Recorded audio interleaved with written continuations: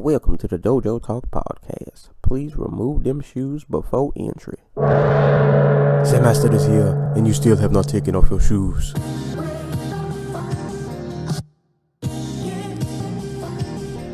Yeah.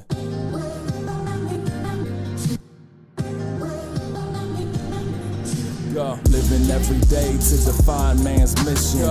Looking to the sky for divine transmission. Deaf man's vision makes the blind man listen. Eyes on the prize, this is blind ambition. Thank you. Welcome to another edition of the Dojo Talk Podcast. I am your host, Cerrone Sensei. We are on episode number 133.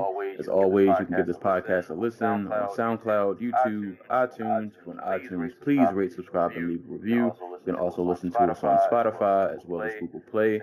Send questions to dojotalkpodcast@yahoo.com. Hit us up on social media at the Dojo Talk Podcast Facebook page as well as the Dojo Talk Podcast Instagram page. And you can follow me on Twitter and Twitch at Serial Sensei. And of course, as always, I'm joined with my co-host Antaku. What's going on, man? Pretty miserable. How about you? Yeah, not the. I look forward to doing most podcasts. This card.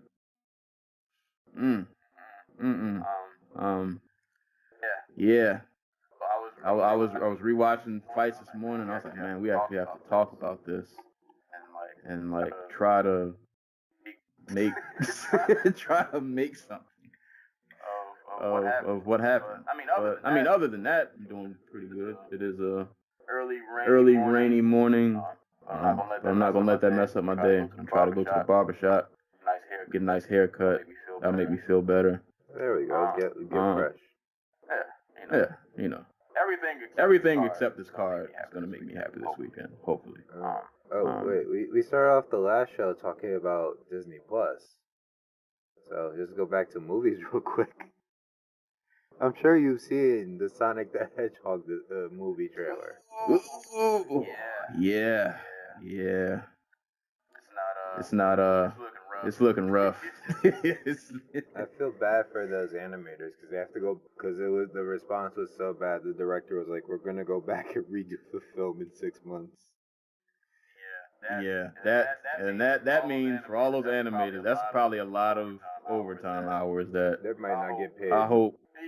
Yeah, and the worst thing about it is they're gonna go back and try to fix it, and like at best you're gonna get a decent Sonic, but the movie's still gonna be trash. So it's gonna be like we was going back and making him better even worth the time and effort.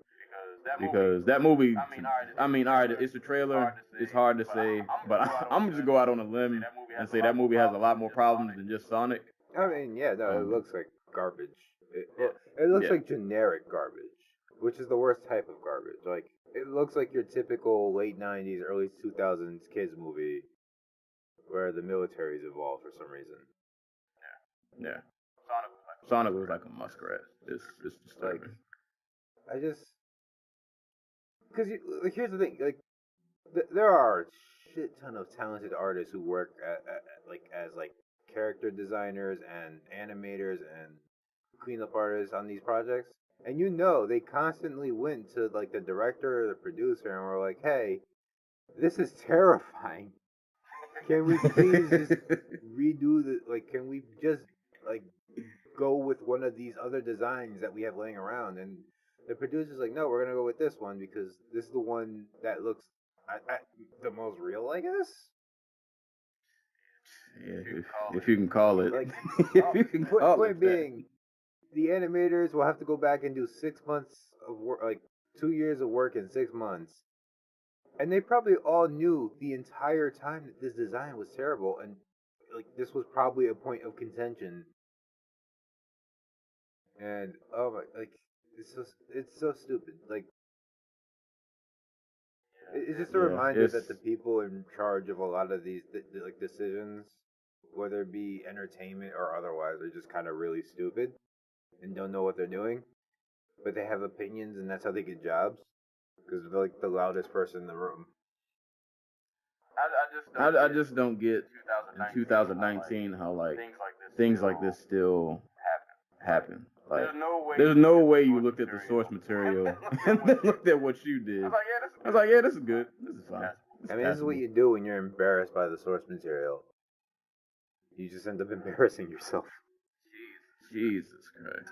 And it's not like Sonic's design is even like crazy complicated. Like, it works. It's the only reason his games still sell. Sonic is like 95% just design appealing to like people. Right. I get to run around with this little cool, fast blue hedgehog. So I love Coolio. Oh my God. Why? Yes. Yeah. Who was that for? I don't know what Gangsta's Paradise is. Not only that, it did nothing for the trailer. Like, it did absolutely nothing for the trailer. It didn't match up. It wasn't funny. I love Gangsta's Paradise. At my job, when we have somebody who plays music, that's like the one song I just like to request, and then I put my headphones back in. I just want to hear it like one time a day because I like it. But I don't want to hear that with Sonic. No.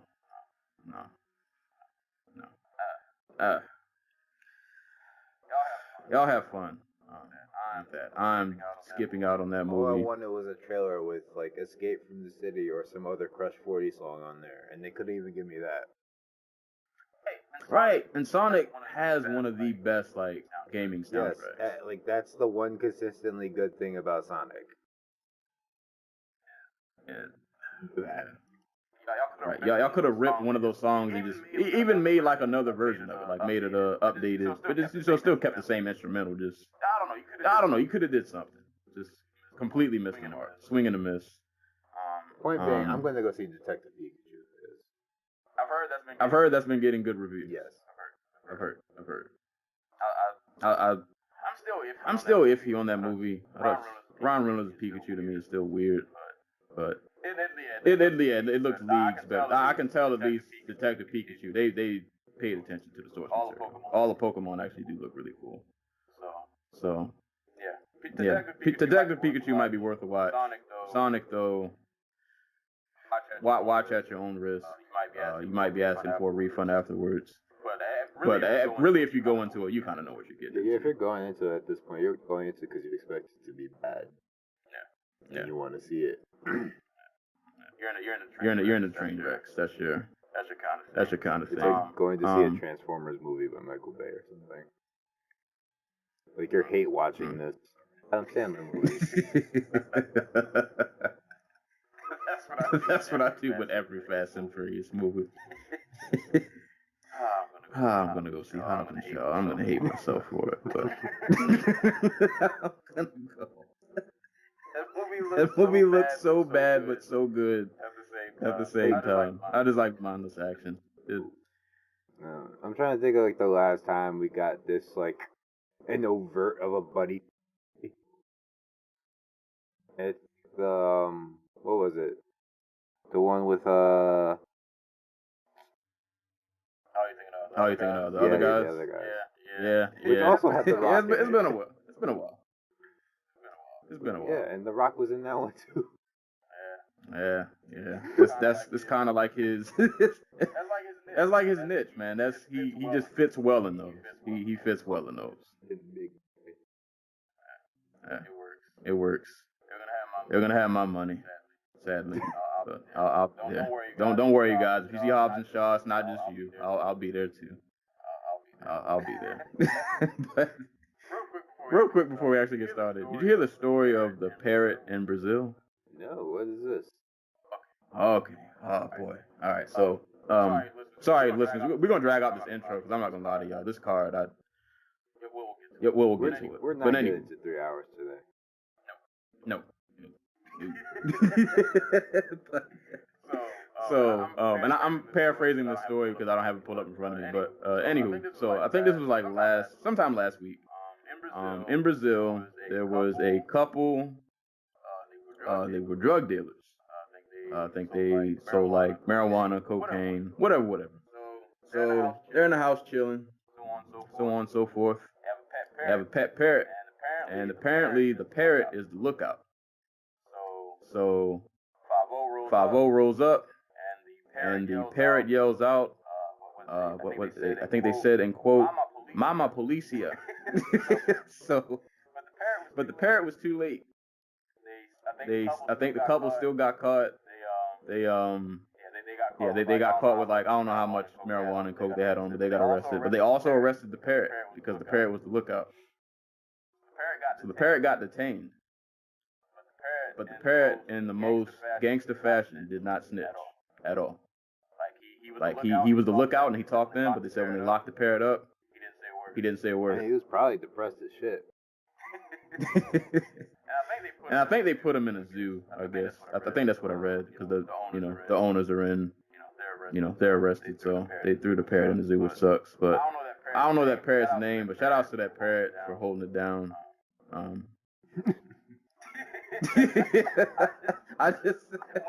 When I read the headline, it sounded like, because the headline was like, parrot is arrested for tipping off drug dealer owners. And I was like, this sounds like a story from like The Onion. And then I clicked on it and it was like from NBC. I was like, oh, this is real. So shout out to that parrot. He didn't snitch. He didn't break under the pressure. Hope he's doing okay in that zoo though. That kind of sucks. That sucks. But that was just a wild headline.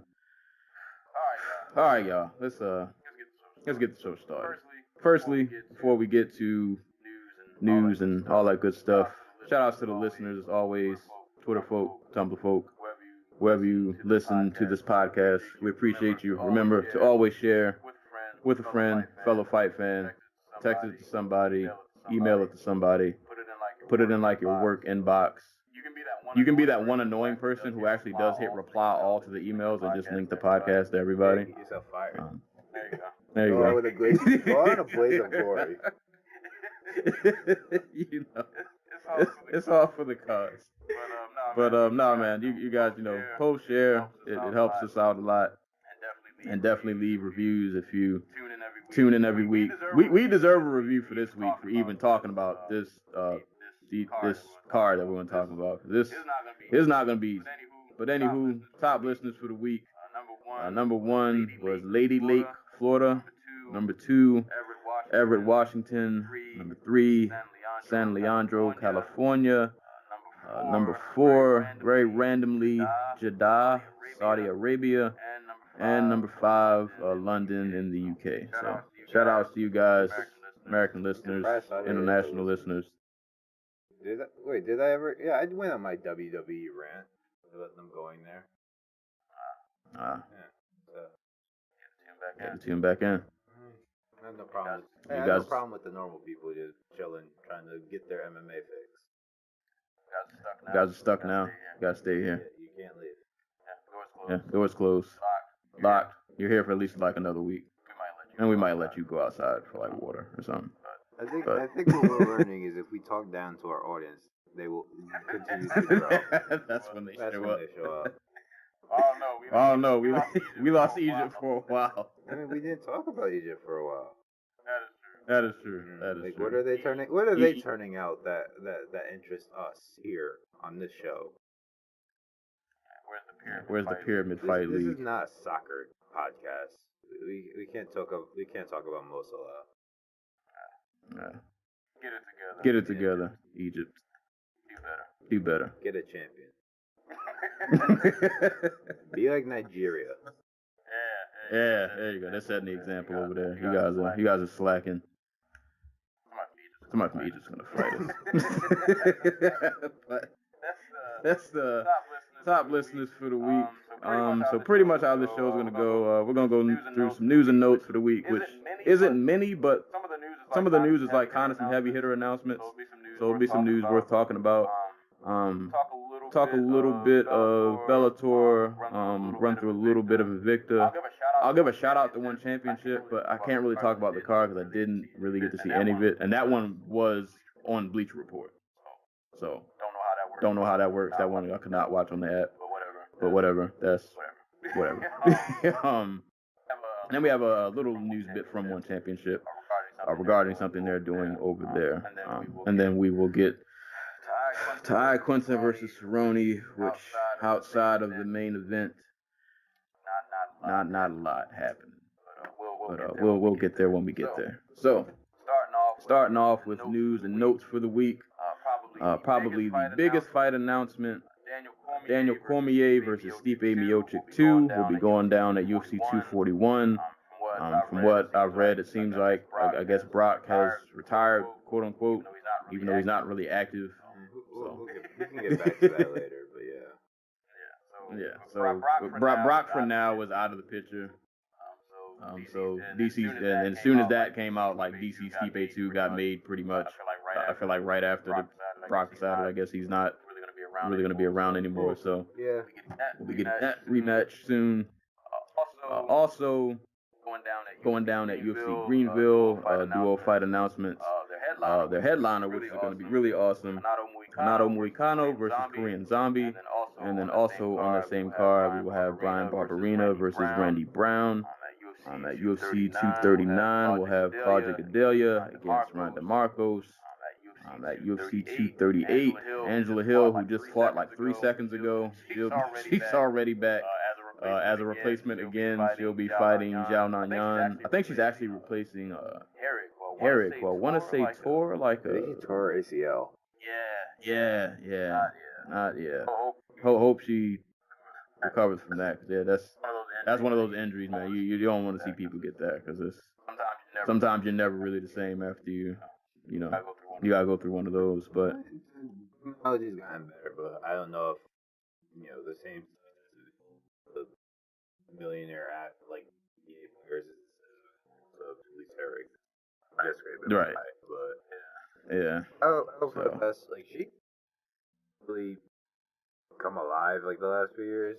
Like she's been the fight for the title, but She's definitely been improved. She's basically guaranteed herself like a long career just being a gatekeeper. But, you could turn that into other things, but we'll see. Hopefully she definitely well wishes. Hopefully she recovers well from that. But shout out to Angela Hill, who's just taking any replacement fight. Like she literally just fought like a week or two ago. And she's already back. I guess real quick, because that's pretty much all I got for fight announcements. Well, I guess I'll mention this real quick. Because I think we did talk about Nico Montano. We talked about her at least within like the last 2 podcasts. Maybe like sparingly, but I feel like we did. Joked about like her fighting again. Yeah. Or at least not in the UFC. Well, signs are pointing that she will be back. And apparently, I guess due to the weight loss fiasco, I saw an article on SureDog. It looks like she's coming back and she's gonna go up to bantamweight. No opponent named as of yet, but it looks like that's gonna be the move. But she did post. I can't remember if it was on Twitter or Instagram.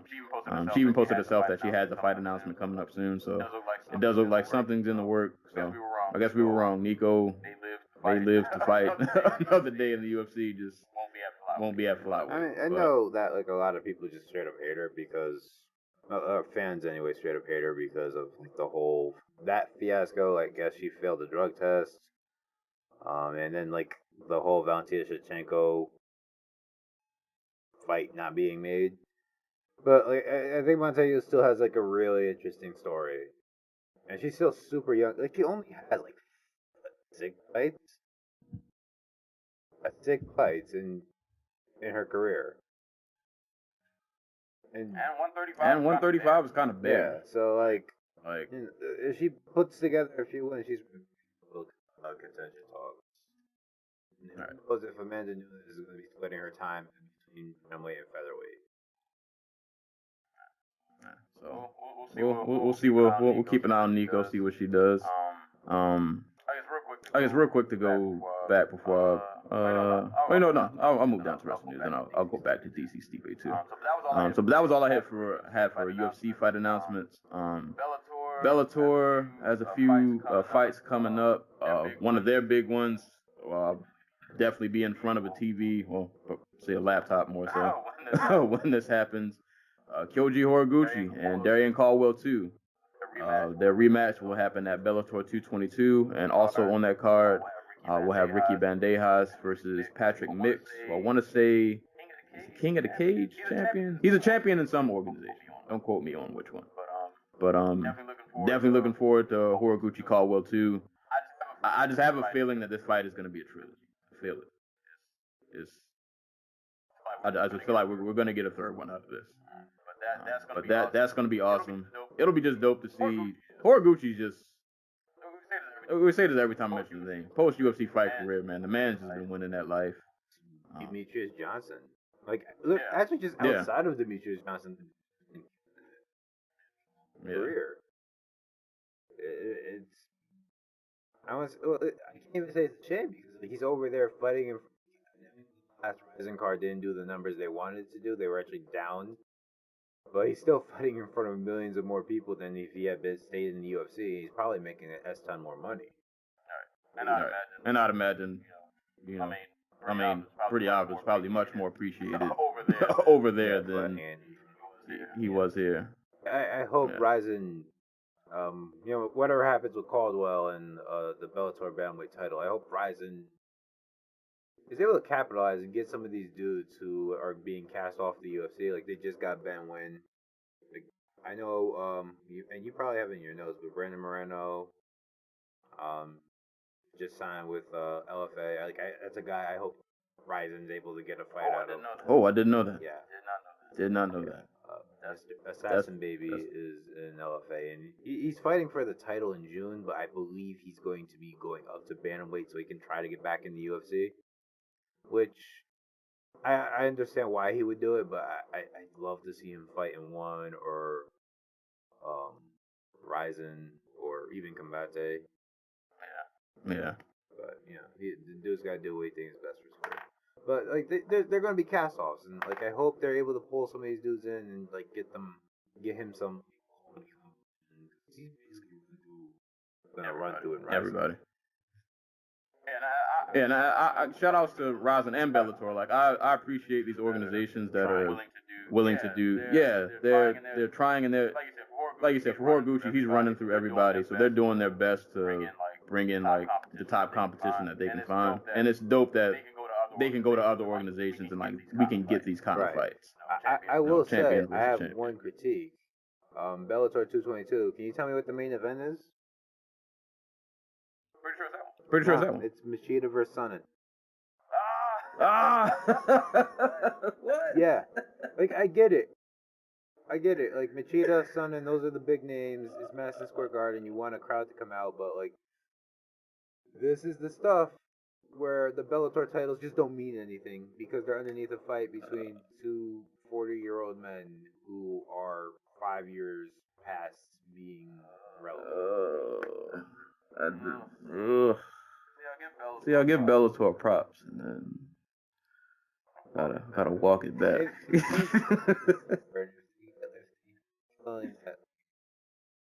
Rory McDonald and Gracie is the more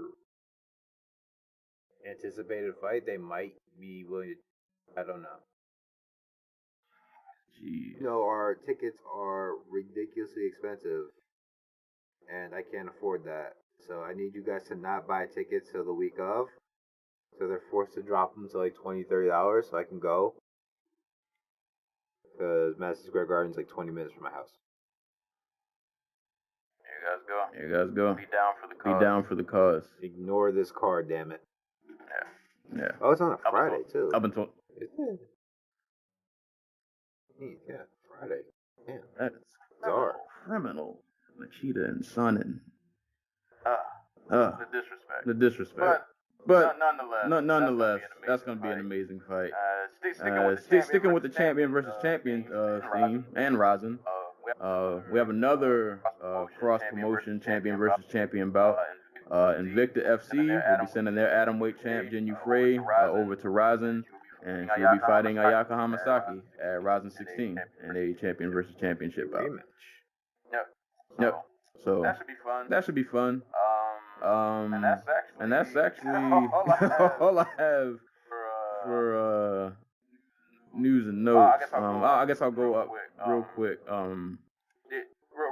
Real quick, just to touch back on DC Stipe too. You think this goes any different than the first fight? Potentially, like the thing that got Stipe knocked out was his like something we actually saw in another heavyweight bout today, last night. Just like him getting hit off the break in the clinch, which is just something I guess he's just not used to at heavyweight. And that's something that's I don't want to say easily fixable, but like that's something you could pay attention to the second time around. You know what I mean? Yeah. There's no like, that's something, and they've had a year to train it out of him. So like I can potentially see this fight going deeper, and then we get like a better idea of like, okay, how does DC match up over 25 minutes? But I'd be reluctant to not pick the dude who, A, who's fought since then and had like a pretty much spotless performance. And B, the dude who won by knockout in the first round. So, I'm thinking DC. I don't think he knocks Stipe out in the first round again. It's probably a bit more competitive and goes deeper into the fight, but I'm hesitant to pick Stipe, having not seen him since he got knocked out. I pretty much feel the same. I think we'll get a more competitive outing, but I think it's gonna still end with DC winning, whether it be they go all 5 or maybe DC catches him in like the third. That dude is just. And people give him a lot of hate because of John Jones losses, but literally outside of the John Jones fights, the man has been pretty much flawless. Like, I don't have much. There's not really many people I would really favor over him, not named John Jones. Basically, not too many. Like Stipe, by the time this fight happened, Stipe would not have fought in like 13 months. And we're talking about a dude who's had cardio issues in the past. Like that's how he got knocked out by Stefan Struve. That's how he lost the first JDS fight, and it hasn't really been a problem because he figured out how to stop guys and how work his wrestling in there a little bit more against like guys like Mark Hunt, so he can fight deeper into fights. But I'm curious how that goes against DC, who we know can go 5 rounds. A hard 5 rounds. And he will set a pace. So that should be fun. I'm just curious if this is still going to be DC's last fight. Like I don't see any reason for it not to be. But if he was looking for that one big payoff at the end of his career, I wonder, does he stick around for like a Jones 3? Does he like try to egg Brock Lesnar on to come out of retirement? Those are really the only. I mean, there are other fights I would like to see. I wouldn't mind seeing like a DC and Ngannou, maybe, just to see how that would play out. But I don't know if that's a quote unquote like money fight. But yeah, outside of Jones and Lesnar are like the only 2 money fights where a lot of eyes are going to be on that if they fight again. But it's not like DC's going to make $1 million plus, probably more than $2 million off this fight. So like it's not like he's leaving without a paycheck. It's just there's a difference between $2 million and like $6 to $7 million. And I'm pretty sure his post-fight career is going to treat him pretty well. I think we talked about it before, but like Fox wanted to get him to do SmackDown commentary. Like there's a dude who has options. We're going to be hearing from him for years and years to come. And really looking into hindsight in his whole career, it has been really awesome how it's played out. Like I've had my fair share of jokes at Cormier, because he's just like the super dad. He is the daddest dad. He is very corny, and I love that about him. But like literally just going back to the Strikeforce days, like he got into Strikeforce as like an alternate in that heavyweight tournament. And dude just came in and just blazed through everybody. Tossed Josh Barnett on his head.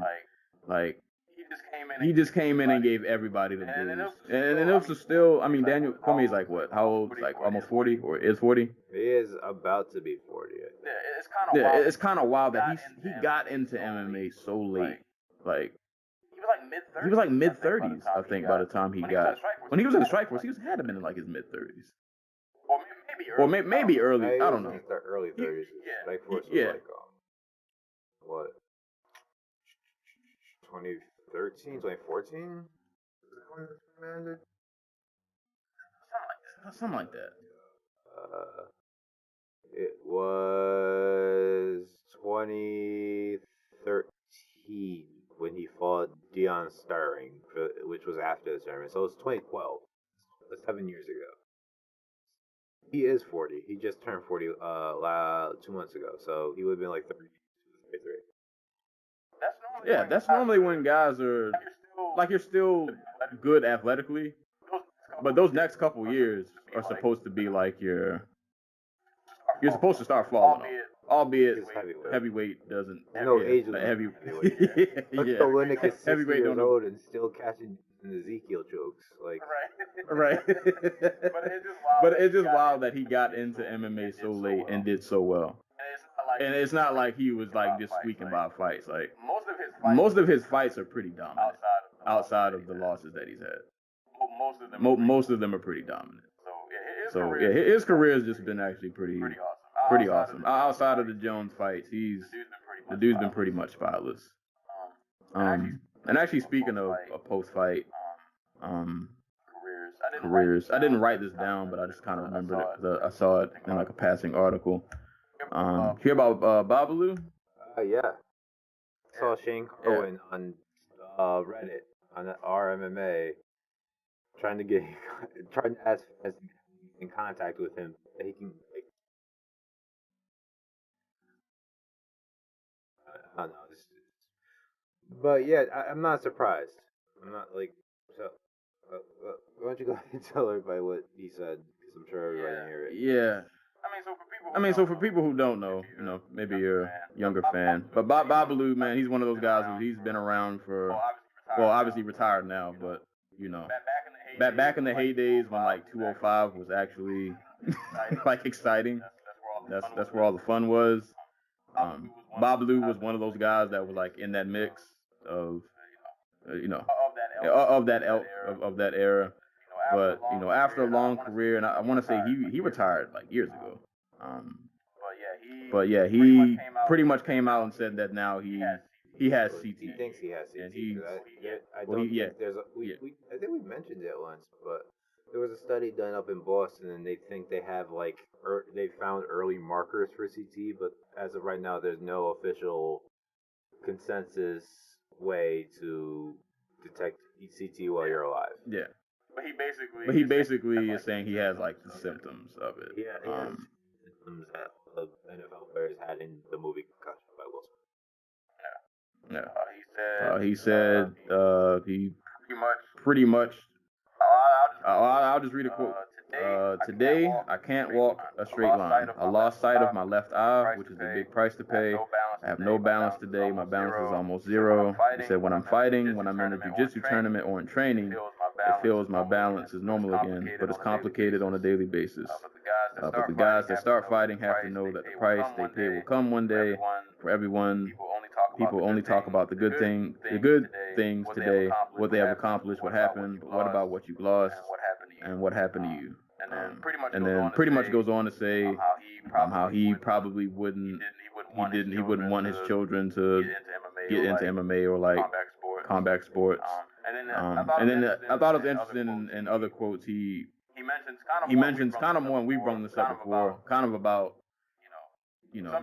some gym cultures aren't the best, where you got guys who are fighting in gyms and just going crazy hard in practice and getting knocked out in practice, and then still got to go out and fight like a real fight, like the next week or the next day or whatever. So he brought things like that up, but basically said he's starting to feel those effects. And I wanted to bring this up because like MMA and compared to a lot of other sports in general, it's still like really young. So we're kind of just now seeing a lot of the guys that we grew up watching are now really starting to hit that age where like these kind of problems really start to become prevalent. I just think of like reference how young this sport really is. Do you remember Igor Vovchankin? Yeah, I remember the name. First Yeah. in MMA. Had his run back in like the late 90s, mid to late 90s, early 2000s.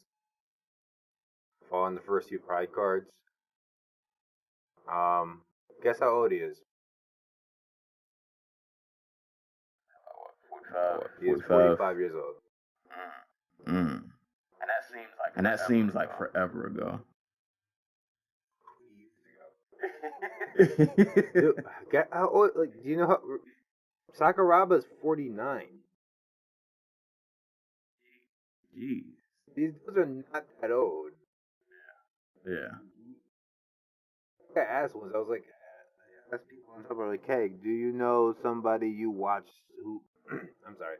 Do you know somebody from MMA who you watch who is now like 60 years old? And they came up with like 3 or 4 people. Like, how old is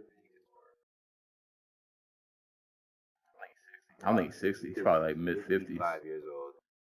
And he was old when he was like Old, right? What was his name? Like, this boy is so young. These guys are so unprepared for what they happen when they get in 40s and late 50s. And it's worse, I would say, in MMA, probably compared to a lot of other sports, because they don't make the money that, you know. I mean, having CTE, having any of that sucks on any level, no matter how much money you're making. But it probably helps that you can at least afford to pay for your treatments and, you know, well, right, whatever help you may need, you're financially able to take care of it. I know there was a lot of criticism of like the NFLPA doctor, the Players Association doctor, Yeah. like movie was one of the antagonists in the movie. That was that. Oh, I don't know what happened. I still hear you though, but it just went blank. He was one of the antagonists, and I know there's like a lot of criticism of it that way, but that's more than a lot of fighters have. It was like, you remember Marcus Brimage? Yeah. Who was like, Yeah. I can't afford rent. I have to like work another job to afford rent. Average UFC fighter, they might train all year round. They fight on average like 1.5 times a year, probably less than that now, because there are like over 600 fighters on the roster. So, like, it's scary. Like, you these just gonna end up broken, and with nothing to show for it. All right.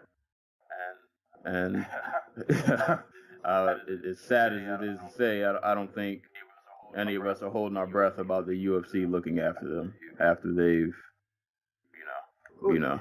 And that's the thing. Like, the only way the UFC looks after you is if you're like Dana White's friend.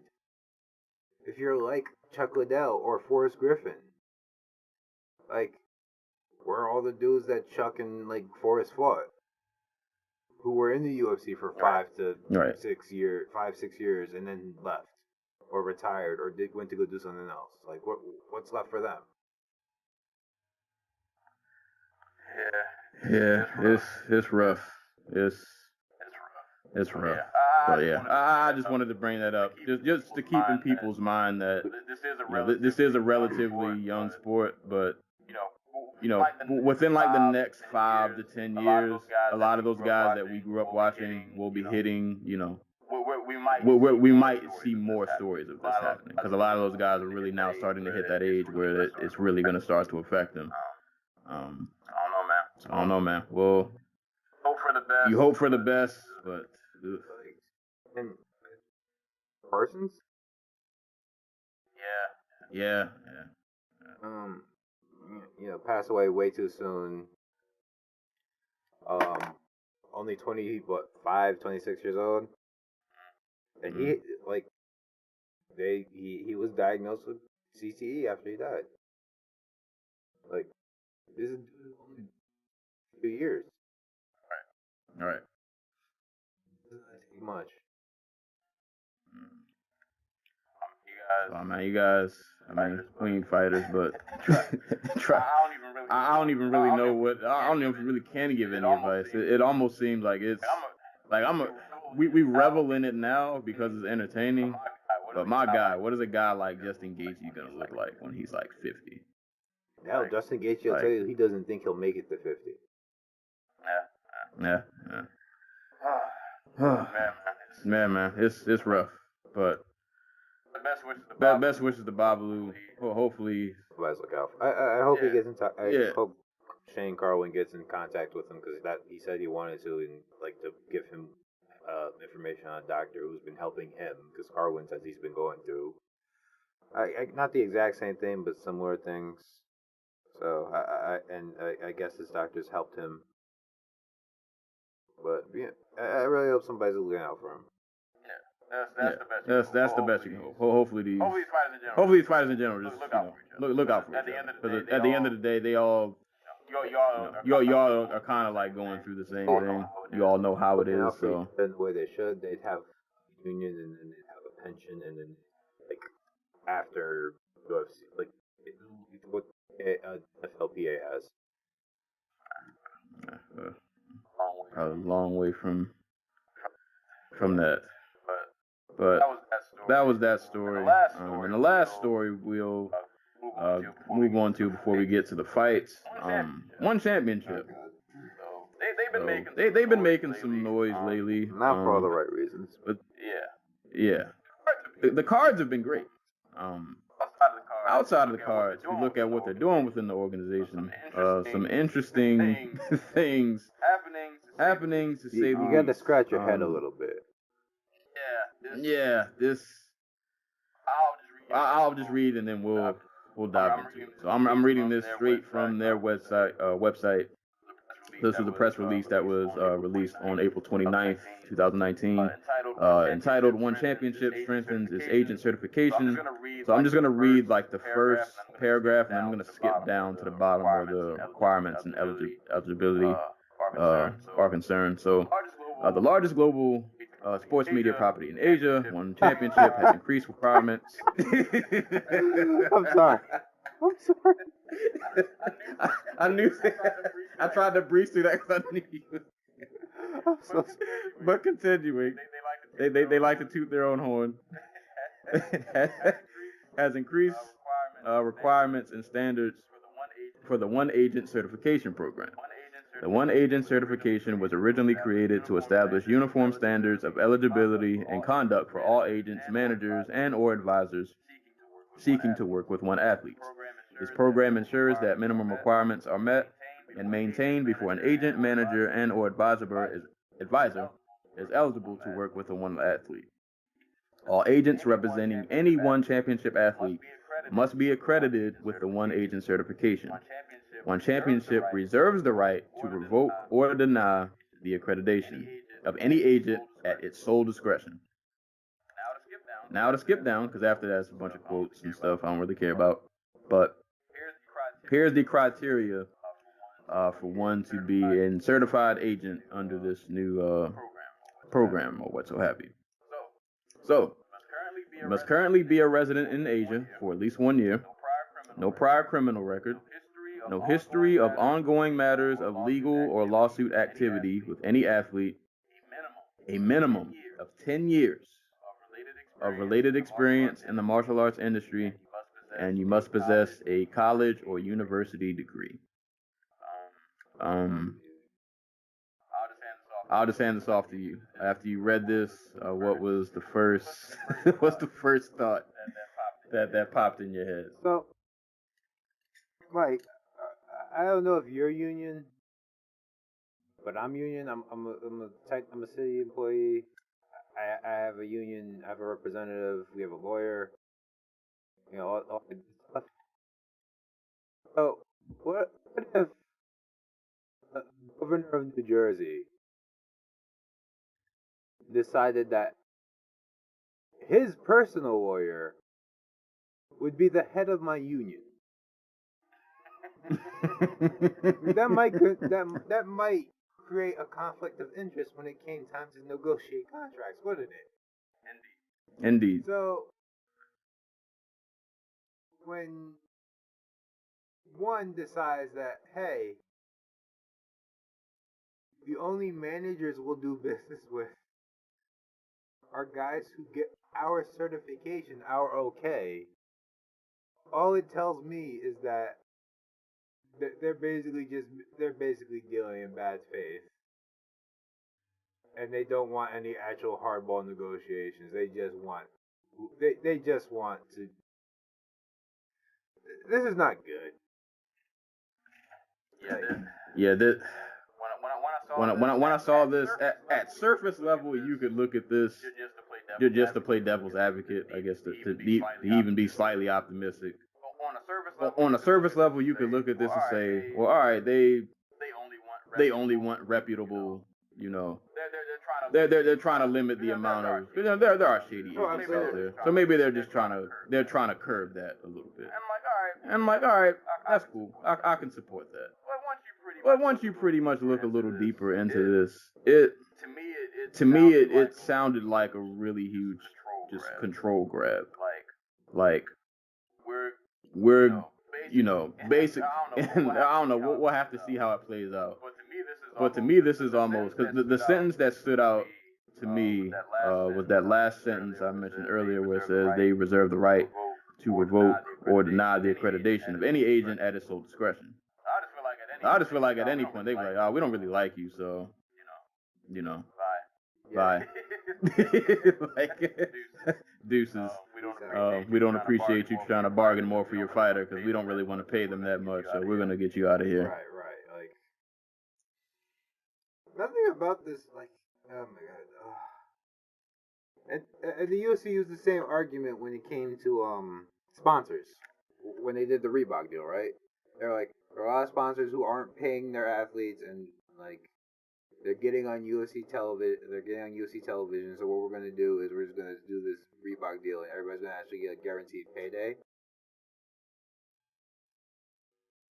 But that's also at the sole discretion of like what the UFC is able to negotiate. Right.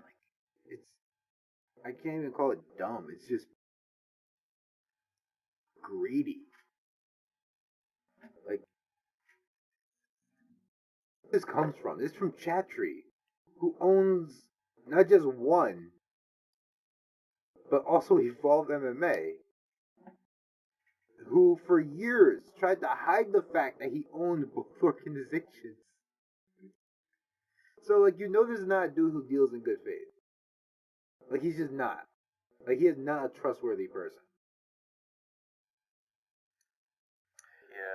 Yeah, and there have been some people who have like spoke out against it. Who is this gentleman's name? Jason House, CEO of Iridium Sports Agency. Don't know what that is. He said requiring an agent to live in Asia for a year is absurd. No other professional sports league in the world requires that. Received a similar certification to represent NFL players. He said a process that runs through the NFLPA, not the league itself. That's another thing. In an interview, he tried to compare us to organizations and like the NBA and the NFL, and like this guy's saying, that's not run through the NFL. That's run through the Players Association, the union. Right. That has nothing to do with the actual people they'll be negotiating with. Stupid. Oh God. Malky Kawhi, sorry if I'm butchering his name, who helped engineer the trade that saw. All right, so it looks like he helped with the DJ Aspen trade. DJ's manager used to be what's his name, Matt Hume, who's also his coach. After the whole fiasco with TJ Dillashaw, DJ, won't they fight? He signed with Malky Kawa, and that's what pseudo the relations with Dana White. Because Kawa, I don't think he's on good terms with Dana White. I think Dana White just kind of sees him as like his little bitch, from what I've read. Like, he likes to make fun of Kawa a lot to his face. Jeez. Yeah. So Yeah, no, that's who like, and that's another thing. Like, it's not like we don't have that problem here, where like, you know, Kawa and Ali Abdelaziz are like the only managers in MMA, and don't write into me and be like they're not. I know they're not. It's just that they have the greatest amount of fighters on their roster. This pretty much to sum up this quote from Kawa. He said, basically, if you guys don't make a few exceptions for like agents who are already established, then you're not getting any more of my fighters. Like they're just not gonna fight there no more. And that does bring up an interesting point. Like, what do they do with DJ? What do they do with Eddie Alvarez? What do they do with Sage Northcutt, who I'm sure do not have do not have Asian agent, or at least an agent that has lived in Asia for a year. Like, I want to know what constitutes Asia. Like, does like Russia? Like are they talking about like Southeast Asia? Are they talking about like literally just Singapore? Are they talking like does that include Japan or China or like parts of Turkey or like the Middle East where they used to get a lot of their fighters from? This certification thing is like I said, to me it seems like a really huge control grab, and I don't believe they believe they did the right thing by their fighters. But this is like going to be even like it's a power grab. It's a power grab. The thing is, it would really suck if this went south, because I feel like they've been on like a really good streak lately. Like they've done a lot of things that just help their promotion grow. Putting on really great cards, like you're drawing all these extra eyes, like you get guys like Alvarez and DJ and Sage and all that, and you don't want to instantly lose all those guys because there's some agent issue discrepancy. I don't know. It's weird, but we'll keep an eye on that. But I don't know. Yeah, that one sounds a little fishy. Well, you know what? While we're here, because I don't know when the next time we're going to be able to talk about one will be. I have a question. Like, what are they going to do with Sage and Eddie and like DJ? Because like the idea is they want a TV deal here, right? Like that's what the TNT business has been about. Like they want a TV deal. They had to settle for Bleacher Report and like replays at 3-4 o'clock in the morning on Wednesdays after the card. So like, who are they supposed to be fighting? I don't know. Well, who Sage got? Cosmo Alexander, like Timothy Nastyukin, like. And don't get me wrong, like those are quality dudes, but like if you're trying to get a TV deal, nobody knows who the hell Cosmo Alexander is here, except like Muay Thai fans and like people who watched Bellator prelims 5 years ago. Like no one knows who Timothy Nastyukin is, except for the people who used to watch the one cards that only sold like 5,000 pay-per-views a year. So like, if that's weird. It's weird. It's so weird because last year we gave them so much praise for this deal, but I don't think we knew. I knew they were going to do like hour replays, because there's no way with the time zone difference, like that TNT was going to be like, hey, we're going to preempt this episode of Burn Notice so that you can watch these two 5'3" Asian dudes throw down, because that's not how TV works. Like I knew it would be a replay. I didn't know it would be like 4:30 in the morning on a Wednesday. That's just ridiculous. So, It'll be. Like they spent all this money on Eddie and DJ and Sage, but they have nobody for the fight because the UFC doesn't like really release anybody anymore, and like Bellator grabs all these dudes up hella young, like a Neiman Gracie or Ed Ruth, like before they even start fighting. they catch you out the gate at Yeah, 1-0. Even if you have a dude like a Gary Tonin type, like somebody who casuals won't care about, but like if you're a BJJ fan who happens to like MMA, maybe you'll tune in. But like those dudes are hard to come by now. So like, like, who are they? So like, are they? Was the plan just to sign them for millions of dollars and then let them fight in Asia at like what would be 7 o'clock in the morning here? I think that was. I mean, I get it. Like they were trying to bring in big names, so I'm not gonna fault them for that. Yeah, but like absolutely. Like do what you gotta do. yeah, they might just be trying to figure this out as they I go. honestly think the plan was sign big names so that we keep getting investors to think that we're doing things, and then eventually maybe we'll be able to get a TV deal with the sports market being what it is. Like if the UFC gets hot enough again, so where like every card they do on ESPN is doing 1.5 to 2 million people, like maybe somebody else will take a chance on one. You feel me? Like Fox Sports will try to get back in the game and they'll try to recoup their money that way, but I don't. It's so hard without live content. Content in prime time.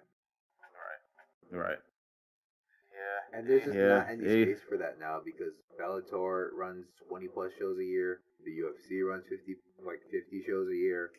But PFL had to differentiate itself by moving to Thursdays, right. But even they have like their own little, their little niche time slot. Right.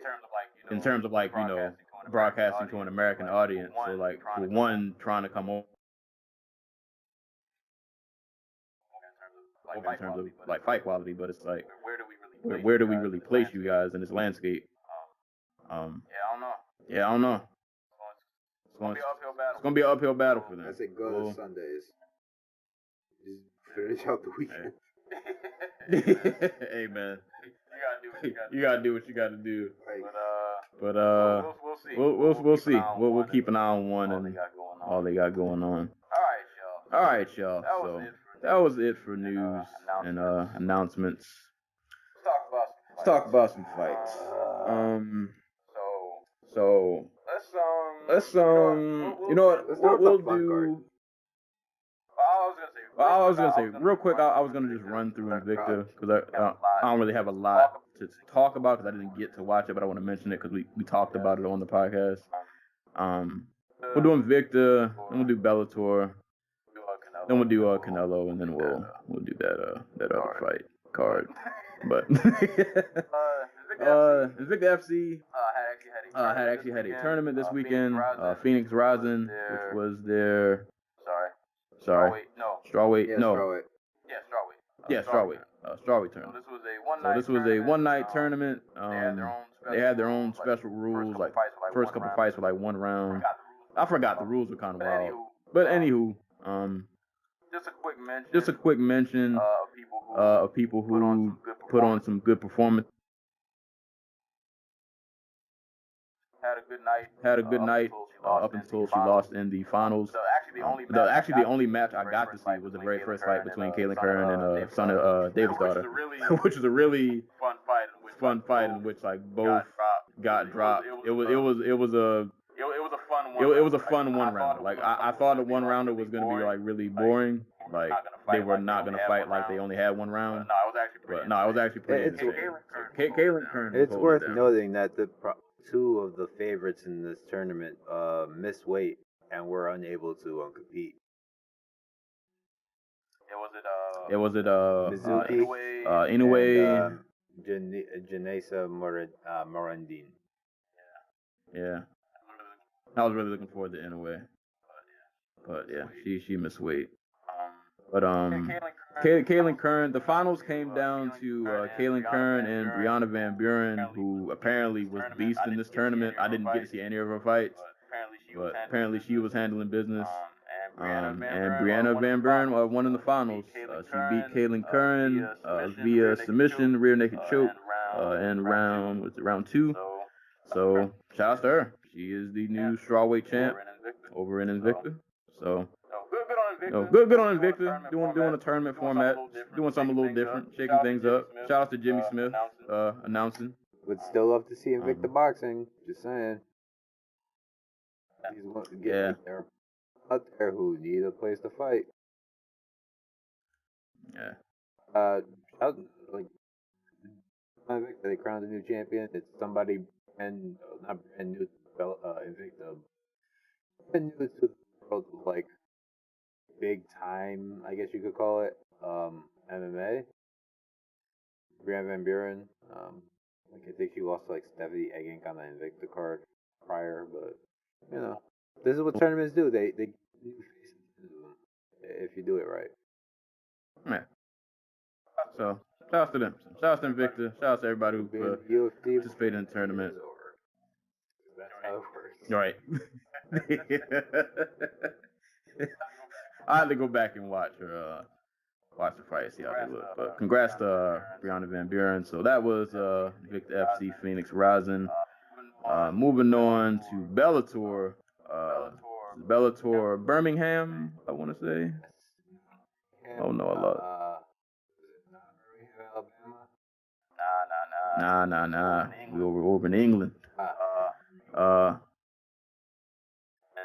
And this, I can't speak on the prelims, in which it looks like there were a lot of decisions. But this main card, in total, the 4 fights lasted about a good 12 minutes or so. All finishes in Bellator. Everybody fought like they had something to do later that night.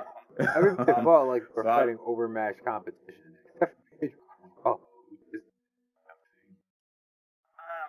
I'm mad because that's the only fight I did not get to see, and I wanted to see that fight. So did you watch this card? Highlights of this card because I watched the entire Raymond Daniels fight. I was posted on the Twitter account. Oh yeah, they sort of posted on their Twitter, and it was. What would you expect? Yeah. Oh my god! Like, except for that. Whoa. I don't think anybody could have expected. Not even Raymond Daniels. No. He made that up. He definitely made that up in like spur of the moment. But I got the chance to watch every fight except for the Carvalho fight, which I'm in the Campos, which I'm mad I missed. I have to go back and catch that. But I'll run through this main card real quick. Like I said, none of these fights lasted long at all. They all were first round finishes. And the headliner, we have former Bellator lightweight champ Brent Primus going against Tim Wild. Not really a ton happened. They had a quick filling out process. It ended up going to the ground. Primus got like caught off balance and just kind of got pushed down. Tim Wild got on top. And a move that we don't see executed often. Primus caught Wild with a go-go plata. Yeah. Yeah, that was. It's been a while. It's probably been. Somebody after him. I just can't remember who it was. It's very rare somebody. People will go for it, but no one ever really pulls it off. Right. But yeah, Primus got it. In a minute and 20 seconds in. So normally that would be like the highlight of the weekend. But 2 other wild as F things happened. Yeah. So, but congrats to Primus. Michael Chandler from He did. He said Chandler got lucky he didn't get subbed in the second round of their last fight. Well, Chandler got to deal with Pitbull, so I saw a lot of people pushing for Primus Bendo. I'd be down for that. But yeah, I'm down for that. But we'll see. Shout out to Ben Primus. We've made fun of him a lot on this. It's never for him being a bad fighter so much as just an invisible personality we never actually see. Yeah. But shout out to Ben Primus. It's no hate. It's all jokes. But he's been the butt of a lot of jokes. But great finish. Submission that you just don't see executed very often. So congrats to him. Co-main event. Boy. Fabian Edwards versus Falco Neto. Fabian Edwards, brother of Leon Edwards. I didn't realize he was a middleweight. He's not that big. Yeah, Yeah, that's true. Slamenko was champion. He's he had a fight this weekend. yeah. too. He fought in what you call it. Remember the name? Yeah. Guys, if you quick side tangent, but if you get a chance, just look at Alexander Slamenko's record and just watch the last fight he had because that happened this weekend. It was Viscardi Andrade in RC. Yeah, go watch that fight. Violence. Lots of violence. That's just Hands. Slamenko. Like that's just how he operates. Yeah, it was a good one. Definitely go give that a watch. But Fabian Edwards versus Falco Neto. Like I said, Fabian Edwards, brother of UFC welterweight Leon Edwards. I watched his last fight. He did pretty impressive in the last outing I saw him in. So just somebody to keep an eye on in Bellator, who up there, working his way up the ranks, making a name for himself. This fight was wild, man. Falco was pretty heavy on just trying to keep it close, take him down, grind him out, which worked okay until it didn't. One of the more bizarre ending sequences you'll ever see to a fight. So I think Falco had got him down. I don't know if he scrambled. I can't remember it in a lot of detail, but basically it was the position where Fabian is on his back. Falco is hovering over him, trying to play the whole, maneuver his feet game so I can get back to mount or get in side guard, that whole thing. In the process of doing this, he eats an up kick. So that's up kick number one. Eats up kick number one. All right, whatever. Shakes it off. I'm still trying to get on top of you. He's another up kick. This one hurts him a little bit. Kind of, you can tell he's like, all right, that kind of hurt. So I feel like after the second up kick, you have two options. You either hurry up and throw his feet to the side and jump in, or you just back off and let him get up. Falco said, nope. Still trying to get on top. Whatever. Proceeds to eat a third up kick. And this one completely just he doesn't look like he knows where he is. He is doing so. I don't even know what the hell. There's a gif of this little black kid and he's his arms. Yes. That's exactly what it looked like. He got rocked with that third up kick. And you can tell he got rocked because Fabian had enough time to up kick him, get back up to his feet, and then catch him with a left hook and knock him down and hit a couple ground and pounds and knocked him out. And it was over. So, not the out on the experience of a man with 20 pro fights in Falco Neto, but when you're trying to play from top with a guy on his back, do not put your face right in front of him, right in front of his legs, because he will kick you in the face repeatedly. Use your hips to pass, or your hands, not your face. Yeah. How was this not the most violent this card?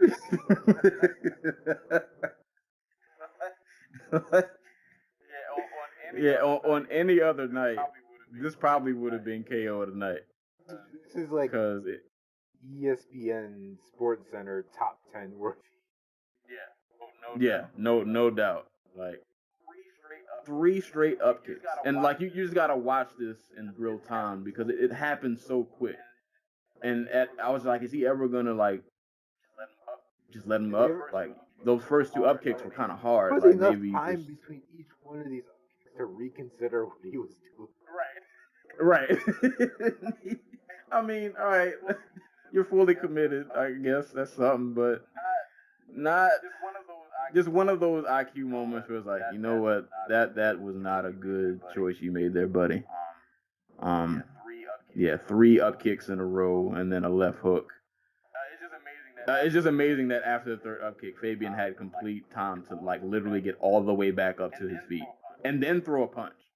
And Falco was still just out of it. Who was crowd he had no idea where he was. Right. Not... He is going to. Like, when you go back and look at that replay, you have to be pissed at yourself. Like, bro. Not to say he was like dominating, but you had position. You know, you were winning the position battle. You had something going for yourself, and life happens fast, y'all. It happens fast. Shout out to Fabian Edwards. That is one. That's one for the highlight reel. It kind of reminds me in a way of the Nico Price, Randy Brown, in that, like, that was just one of those KOs that I was just like, oh wow, that really happened. Like, he really did that. Shout out to Fabian. Shout out to Fabian. So that was the upkick KO, and the fight that I'm really mad I did not get to see. But apparently Pedro Carvalho KO'd Derek Campos in like 2 minutes. Swarmed him, kicked him to the body, hit him upstairs, and then Campos was just out. Yeah, I have to go back and catch that. But Big not Campos, the crawl. Because like Campos has not had the most consistent career. Dude just lost to Sam Cecilia, but he's one of those middle of the road dudes who is constantly near main event, co-main event territory, just because he's fun to watch. Right. And he always puts on entertaining fights. So if you beat him, it does some good for you. It's like lightweight needs for Michael Chandler not to have a rematch every single time he fights. Right. Like whether it be Will, what's his name? Friggin', it's been, what's his name? Will. Crap, I have forgotten his name. Ill Will. Brooks, yeah. Or the Patricky Pitbull, or Brent Primus, or I don't know who else would be left, like another Bendo fight. Like, it'll be nice if Chandler, should he get past Patricio, have new, fresh faces in front of him. Yeah. We'll see. But shout out to Carvalho. Yeah, that's a good win. Hopefully he can get himself into some bigger fights. Keep the violence rolling. Speaking of violence, we got a new KO of the year candidate. Who does not watch sports, let alone MMA, sent that to me, and I told her, like, if that was me, I would just not get up. I'd just sit there and die. Like, yeah. Just the shame and disrespect, and I would have just rolled out the cage, but never got to my feet. Like, I'm just rolling out. Like, I'm out of here. I want to kick poor Wilker Barros while he's down. But god damn, imagine it's your first loss in MMA. Never coming back. Yeah, like, you can't. Like, that's soul crushing. Like now anytime somebody does anything spin, I'm triggered. Like, basically. And I'm pretty sure you guys, you probably seen this highlight by now because it was all over. Yeah, in similar fashion, I had people on my timeline who don't even really post about MMA. This was all over my feed. Raymond fucking Daniels, the real deal, indeed. Yeah. And before the KO, I mean, this was pretty much it was a Raymond Daniels fight. Him doing a lot of flashy kicks, playing on the outside, Barros trying to close the distance. Was able to get a few clinches, but Raymond Daniels did a good job of just disengaging, not really playing that game. And then that last sequence, he catches Barros with a spinning back kick that just sits the man down right on his butt. Waits for him to get up. Doesn't rush him, doesn't swarm him. Waits for him to get up. Then he just makes up this Tekken move in the spur of the moment. So like he jumped, I take he spins. This is so ridiculous and so mental that I don't think they would put it in Tekken. Like a 720. A 720 just hook. Just power Right. hand hook. And it was weird because to me it looked like he spun and like halfway through the second spin he just like changed his mind on what I don't know. Like He was going for a tornado kick. I think he realized that he was too close and just at the last second just changed it up and decided to smelt this man's brain. Yeah, at 720. I mean, and that right hook was like flush, and Barros died like instantly, and then his leg twitched, and it was really scary. No, that was terrifying. God, like,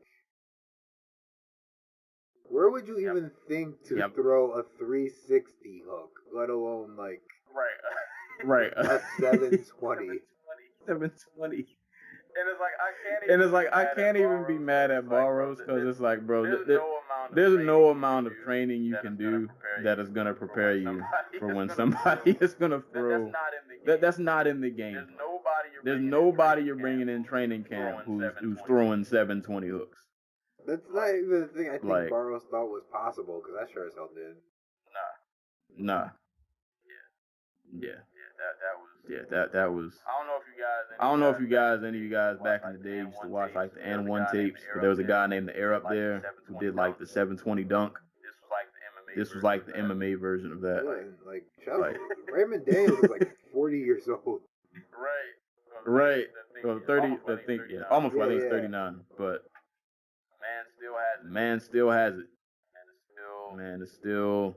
If MVP goes out next week and just gets the shit beat out by Douglas Lima, give me Raymond Daniels as MVP. And I don't even care about rankings. And I don't even care about rankings or if that fight makes sense. Just do it. Rankings.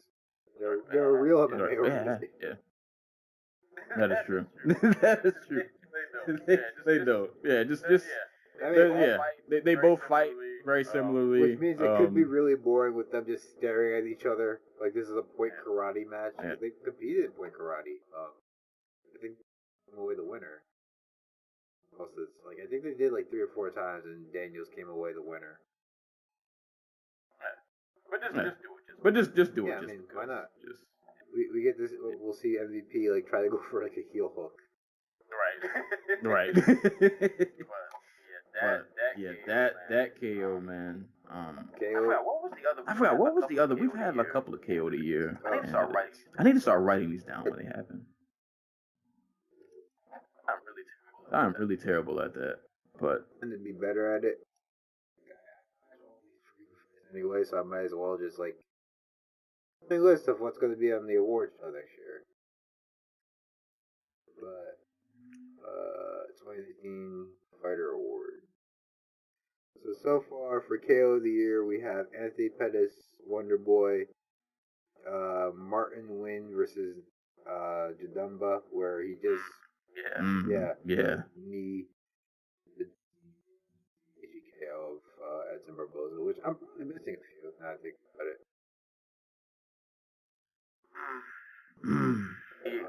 it. See, Wynn's knee was up there for me, because that knee was just beautiful. Man, Raymond might just off the fact that like I've never seen that before. This is pure style over like substance. Like, right? How can you say anything but? Right. When it's style and it works, like it's style and it was executed to like perfection. And that's just the case. Nobody else is ever gonna do that. You're not gonna. Nobody else is landing 720 hooks. You might see some people try now. Yeah, they're gonna try. Yeah, they're gonna try. Just for the sport of it. Right. Let's be real. Somebody's gonna try a 720 hook and get countered and get KO'd, and then that's gonna be KO'd. Like somebody on like Bellator 21 next week is gonna be like, 221 next week is gonna be like, Raymond Daniels isn't that good. I'm a real MMA fighter. I'm gonna show you how it's done. They're gonna go for like a freaking like 1040 or whatever. Yeah. And completely get floored. Hey, I'm with it. This sport's all about innovation. A for the attempt. But man, Raymond Daniels, KO of the year candidate. most likely ESPN top 10. Boy, go if the whole Bellator main card, like I said, just go back and watch it. The whole card only lasts about a good 10, 12 If you're on minutes. your lunch break, just So, chill out. Right. Watch the whole Right. card and then spend like the next 50 minutes eating your lunch. Right. Right. So shout outs to Bellator Birmingham for giving us Mismatches. yeah mismatches that led to just fun moments. I mean, Just good quality violence. I hate to be like, I don't know if it's like a Debbie Downer or like whatever, but like this is why like these types of fights are important, because they get us like excited and like they present opportunities for Raymond Daniels to go out there and do 720 spinning freaking wild shit on guys like Wilker Barrows. All right, Fabian Edwards land 3 consecutive up kicks. This is good. And to be honest, I am very thankful. Like we poked some fun at Bellator, but I'm gonna say I'm very thankful for them for this card that it happened on this weekend. Saturday. Because yes, on this specific Saturday, because had this card not been this Saturday, I would not. This weekend would not be good. There would be very little joy. Yes. Like Yeah. Obviously mismatching people all the time is bad, but you don't have to march everybody out there to like the to the front of the battlefield every single time out. You know, sometimes just give them the cannon and let them shoot from like 100 miles away. Right. You just give them the home run, dude.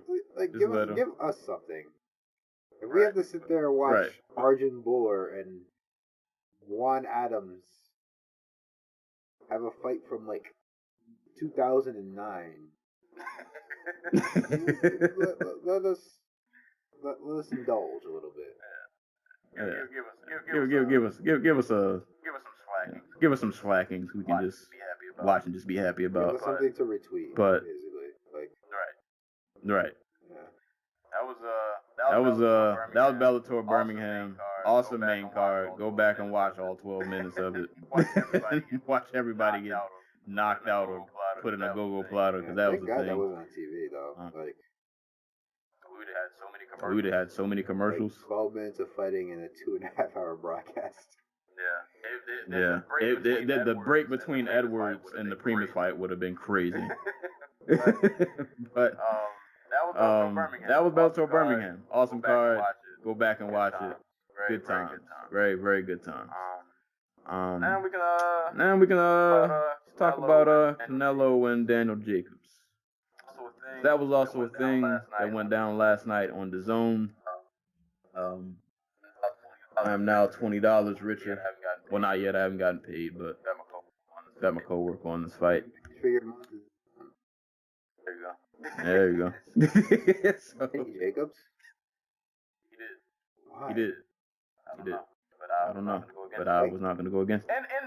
And in my defense, I told him that Jacobs was like good, but he wasn't going to win this fight.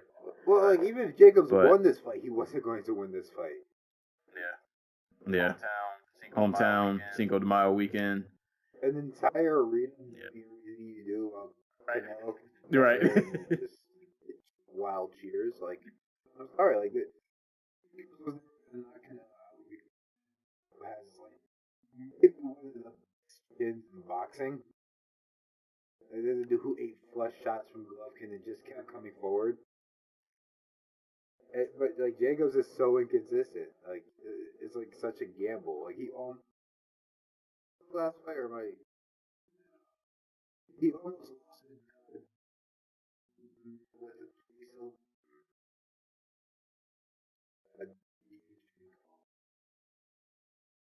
That hurt to say.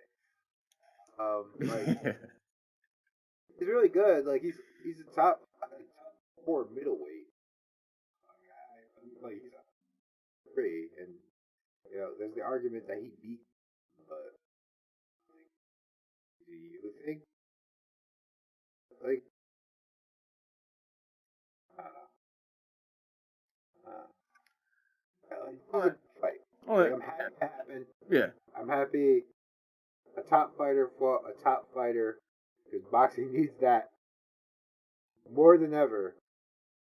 Because the welterweight and the heavyweight divisions are such a freaking mess of just politics, and nobody wants to fight and risk losing their O.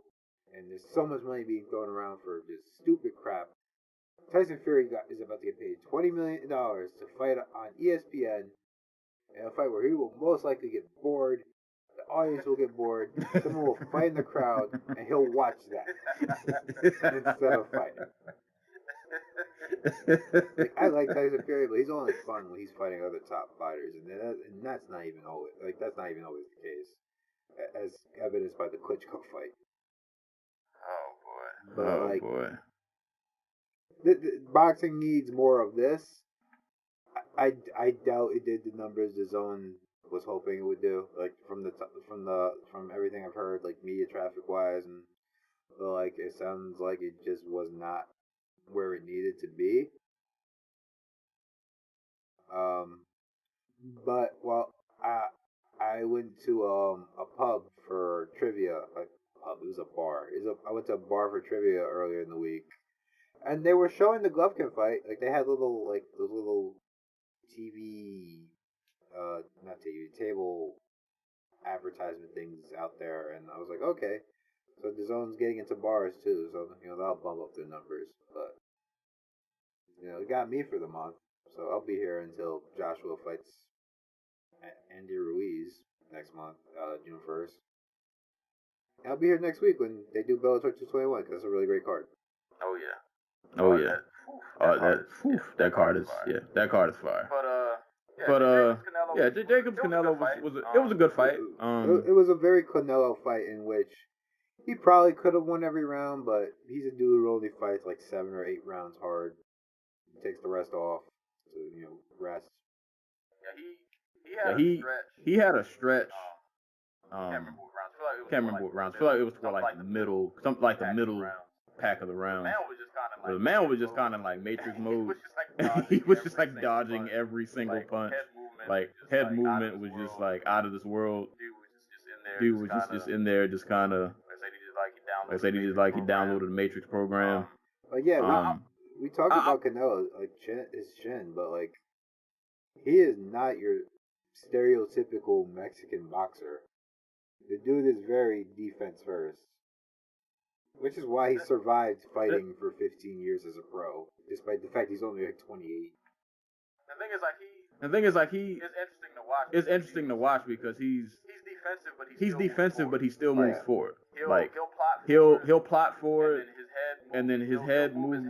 He'll move his head in like 30 different angles, and he'll just miss everything, and then he'll just keep marching you down still. So like he's defensive, but can still manage to like put pressure on you. Like it's the type of pressure that gets you to throw panic shots that he can slip. Right. I think fighting at 154 for so long gave people the impression that he was like this really big power puncher. He's not. Like, this is very much the type of fight he gives. Like, it's like the Cotto fight, where like he lands clean, telling, powerful shots, but they're never like knockout blows. They're just stuff that will get the other guy worried enough to throw back shots that probably are going to miss. Yeah, He caught Jacobs with a lot of good shots, a lot of hard body shots. Like I said, able to be defensive and still put on that pressure. I think Jacobs actually did do a pretty good job in that fight, probably more than I think people gave him credit for.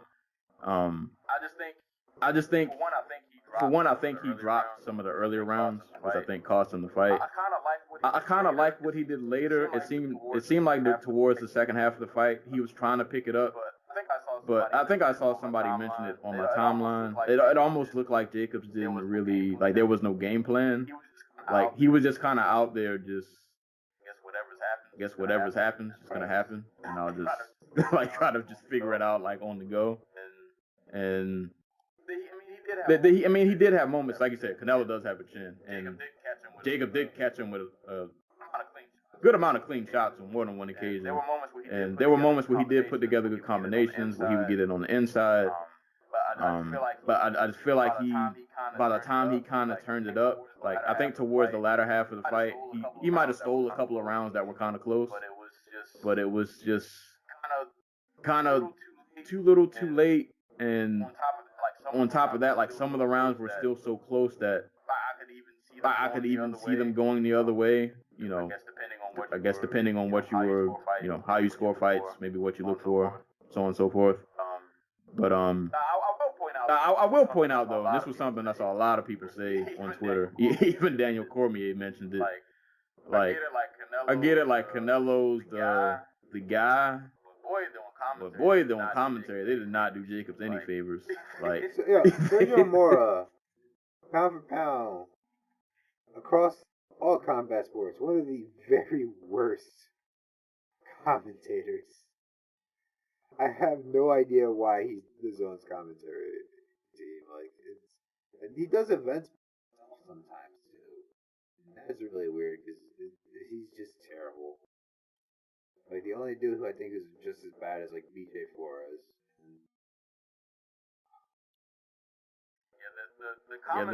The commentary made it seem like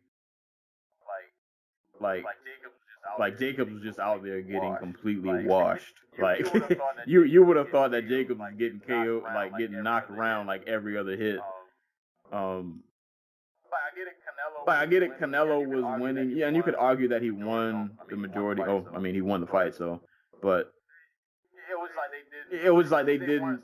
They weren't so quick to really point out anything good Jacob did. I mean, I get it. Like that head movement that Canelo had going on was amazing. He was landing a lot of good power shots. He looked really good out there. Not the flashiest performance, but he had a lot of good moments. But it's not like Jacobs didn't make it a competitive fight. It's not like he didn't test Canelo's chin, because he tapped him a couple times. But like you said, Canelo just the cleanest shot I think I've ever seen Canelo take.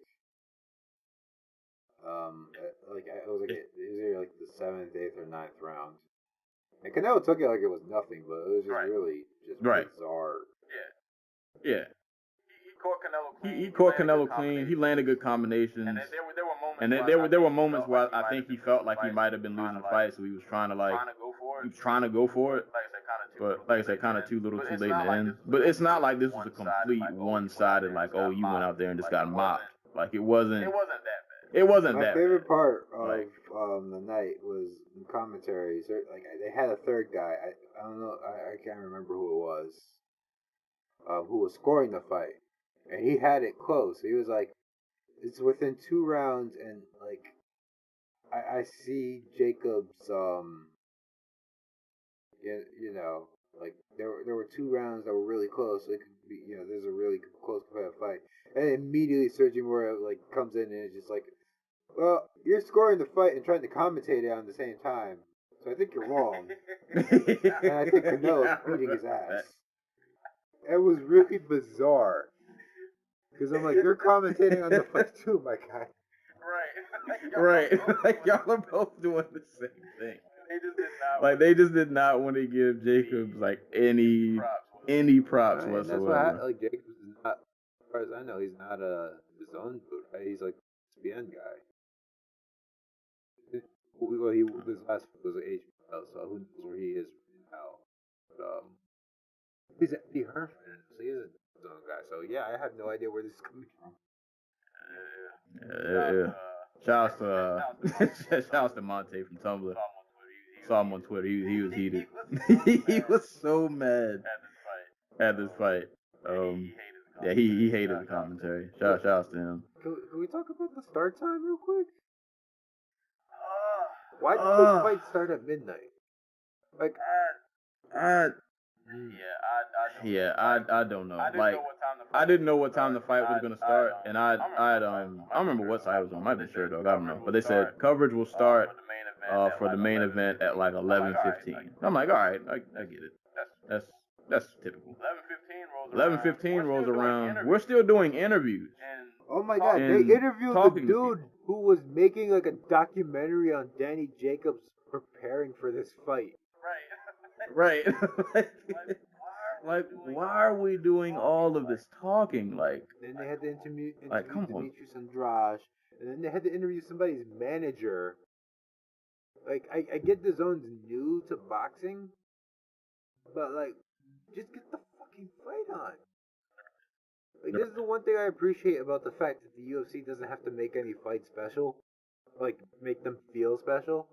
It's just that they go on right after the other when they're on streaming service. Like, they don't give a damn. Like the one saving grace of the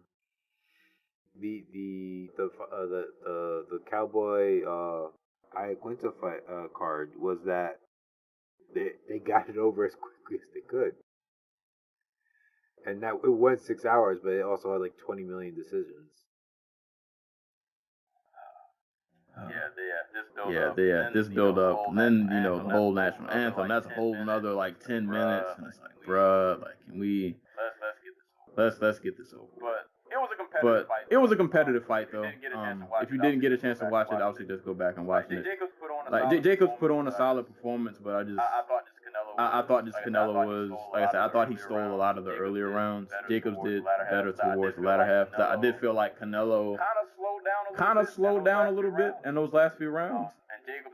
And Jacobs might have stole a few of those, but for me it was like too little too late, in my opinion. But no, it was a competitive fight. Like, they both had good moments. Like I said, Canelo had his matrix head movement going on. Jacobs caught Canelo with a couple of flush shots, but Canelo just like he just walks through him like it's nothing. But no, it was a solid fight. So if you didn't get a chance to watch that, probably been uploaded back on the zone. At least by the time you guys hear this, it'll probably. Oh, can they go back and watch? I mean, this is a pay-per-view, so yeah. Oh yeah. So yeah, if you got the zone, go back and watch it. If you don't, you can go to Daily Motion. It'll probably be there. There you go. You heard it here first. Hey man, we don't make the news. We just read the paper. Exactly. But yeah. So that was Canelo and Jacobs. Lord, I would love to hold off even more and talk about the one championship card and the Elevate card, but I didn't see either of those, so I cannot. Even though Yushino Kami lost his one championship debut, I know that happened.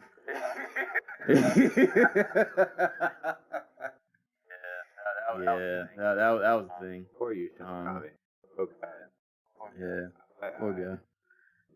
Just him with his eyes closed. Yeah, he got beat up. Heard the main event was awesome. I think it was a title fight. Don't know either gentleman, but apparently it was really good. So go watch that if you haven't. And go watch LFA. I heard there was some nasty finishes, which pretty much happens every week on LFA. All right, man. We're gonna get to this. What city was this? What city was this? Where was this? Yeah. UFC Ottawa.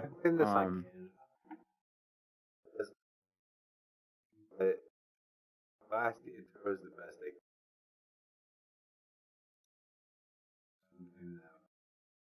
For this night. I'll think. How do I preface it was this? bad. Yeah. I was gonna say, guys, if you didn't see this card, There's no reason. you're gonna hear us describe a lot of these fights by not really describing them. We're just gonna talk in their general vicinity. Yes, and we're not being jerks. If you go back and watch this card, which God bless you if you do.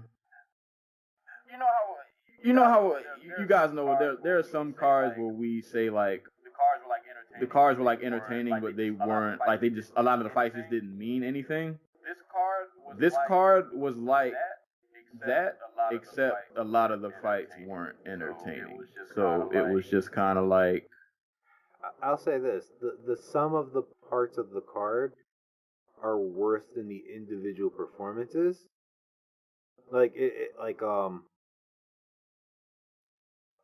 Matt Sales versus Kyle Nelson was a fine fight. If it had been on, I don't know, like next week's UFC 237 card, it probably would have been fine. but it would sandwich in between like Arjun Buller and Juan Adams and like Nordim Taleb and Kyle Prepolek and Vince Morales and Ayman Zahabi, and that just makes for like a death run. Yeah. And obviously like we're not the type of people who complain about decisions unless they're bad. There were how many fights on this card? 6, 12. There were 3 finishes. Yeah. And it's not like the fights that went to decision. Or barn burn. Oh, all right.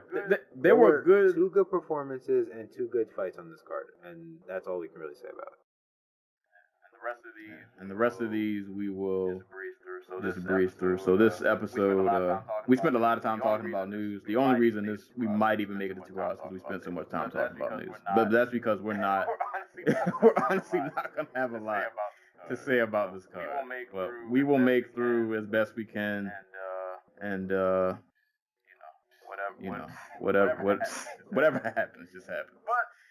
But on a positive, at the very least, this card did not give us anything else. We got a great main event, and for that I am very happy for. UFC Ottawa was headlined by Donald Cerrone and Al Iaquinta, which turned out to be it. Not that I thought the fight was going to be bad, but for some reason I think this fight was way more. I was way more entertained by this than I thought I was going to be. Like, I knew this was going to be a good fight, an entertaining fight, but I was like wildly entertained by this. Partially because it was a really fun fight to watch, and probably also partially because it followed that co-main event, which left a lot to be desired. So this was like a great, this was such a good pick-me-up from that co-main event. But nah, man, Cerrone Iaquinta, man, this was a fun one. This was fun to watch. That final form, Dad Cerrone, back and full force. I thought Iaquinta did good in the first couple of rounds. He had moments throughout the fight. He caught Cerrone actually with a lot of clear shots. Like, he caught Cerrone with an overhand right a couple of good times. He hit him 3 straight times with that overhand right in the 3rd round, and it really stunned Cerrone. But like he couldn't capitalize on it at all. He had good moments. He definitely tagged Cerrone a number of times. He caught Cerrone with a decent amount of uppercuts. He was trying to really just kind of get inside. I didn't realize how big the reach and like size advantage that Cowboy had over him. But like Al did a good job. I think the first 2 rounds to me were pretty close. They were going tit for tat back and forth. Al was doing a decent job of getting inside and trying not to get caught outside with kicks too much. But boy, in this fight, man, it just seemed like the longer the fight went, Cerrone just the more he figured out. He just got stronger and stronger. And by like that 3rd round, man, he was just firing on all cylinders. And he was still getting hit with. It's not like he didn't take his fair share of damage. He definitely got hit. He got clipped a couple times where he did like get stunned a little bit. But the man just kept plodding forward. He was landing great combinations of his own. He was killing Al with just kicks galore, just leg kicks, body kicks. He was throwing all the kicks that he could. I want to say he outlanded Al like something like 3-1 in this fight. By the end of it. It was one of those fights where Cerrone has been notorious for like starting slow. Once he got the engine going this fight, he never stopped. Like he kept a really good pace. Like I said, he landed a very good just variation of strikes. He started getting off his own combinations. A couple good times he would catch out with like a jab and then like step in like uppercut. Cerrone he looked really good. And like I said, the longer the fight went on, it just seemed the more comfortable he got. And then once it got to like that 3rd, 4th, and 5th, where Al couldn't really get inside so much because Cerrone was so effective with his kicks, he was kind of able to keep him at that safe distance. Boy, it was a long night. He was battering Al with these leg Dropped kicks. him on the jab. Drop the jab of death in the 3rd round. where he just ever so slightly just flicks out this jab, and Al just runs right into it, gets dropped. It was at the end of the round though, so he survived. But then in the next round, he gets front kicked in the face. He gets dropped again. Like this final form, Cerrone, man, he's. Dude, that was one of the best performances of his career, man. Like, he was on one. He was really, and it feels like he. I was almost surprised or hoping that, because going into this fight, I was like, Cerrone is definitely more well-rounded. He throws more in terms of strikes, and then he has that ground game, even though we don't really see it. Not often. He uses it if he needs to. And I thought he was gonna maybe mix it up more, maybe shoot for a takedown just to throw Al off. But boy, he didn't need to. Like, they pretty much stood and traded like this entire fight. And Cerrone just. Oh no, I was gonna say, the thing that I think really fucked up Al's game was at the end of the first round when he shoots in for the takedown, and Cerrone just blasts him with a switch knee. Like, just clean on the chin. Like, I am kind of in shock that Iaquinta didn't get knocked out immediately. I was like, props to Al, because for one, the impact of it was just like loud, like, and he ate it too. Like, he didn't even really get like rocked by it. Like, he just kind of powered through it. When I think a lot of other guys, that would have been a death blow. That'd have been it. This main event, man. It was. Cerrone was definitely in rare form. Like I said, just the stronger, the longer the fight went on, the more Cerrone just got comfortable. He got his timing down, and the man was like great combinations, and every time he got hit and got stumbled, but he got right back in there. And you know, you hit me once, I'm gonna hit you once, twice, three times. Like Cerrone was going off, man. It was. It's crazy to see like these late career like resurgences where you think a guy's kind of maybe not even at the end of the road, but like he's slowing down, and it's like, all right, maybe he might not be that guy anymore. Boy, that told you. This dad Cerrone, that kid gave this man an extra. He got like 4 extra health bars after that kid was born. He's just been going hard ever since. And this was an amazing performance. He had Al's face all bloodied up, and like that third, fourth, like half of Al's face was just blood. I like the end of the fight, so they have wiped it off. This fight was really, really, really fun to watch. Well, God, like, I picked Cerrone going into this fight just in part because, like, the dudes we've seen Al have success against, whether it be Khabib or Kevin Lee, are just, I think they play better into Al's wheelhouse. Where he's like the other dude's just wild and well, not Khabib, but like in the Kevin Lee case, where like he throws like really looping shots that are easy to slip and tag somebody with 3 shots to the body, 1 to the head, and exit. And Cerrone never let him do that. So a lot of this fight was Iaquinta fishing for that overhand right on a counter, either to like a leg kick or a jab, and just not being able to find it because Cerrone was so good at just throwing straight shots. Those leg kicks to the lead leg, he had to have eaten like 40 of them by the time the fight was over, and it really just ruined his mobility. And Al's not really a really mobile guy to begin with. Like he's very subtle with his in and out. Like he's not a guy. Like halfway through this fight, he started like taking these long circling routes to escape the pocket or to try and close distance, and he would switch stances just because the leg kicks were really getting to him. And I can't remember which podcast it was. It was either the Bloody Elbow Vivisection podcast for this card or the Heavy Hands episode this week, but they mentioned that it might not be pressure that breaks down Cerrone so much as it is guys who are able to get into boxing range with him and just force a boxing match.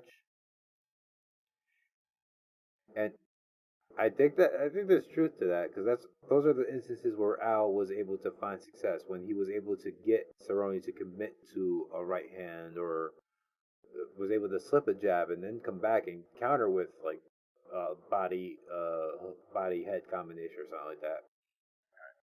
Right. But when it was time to actually close the distance, Cerrone was just piecing the crap out of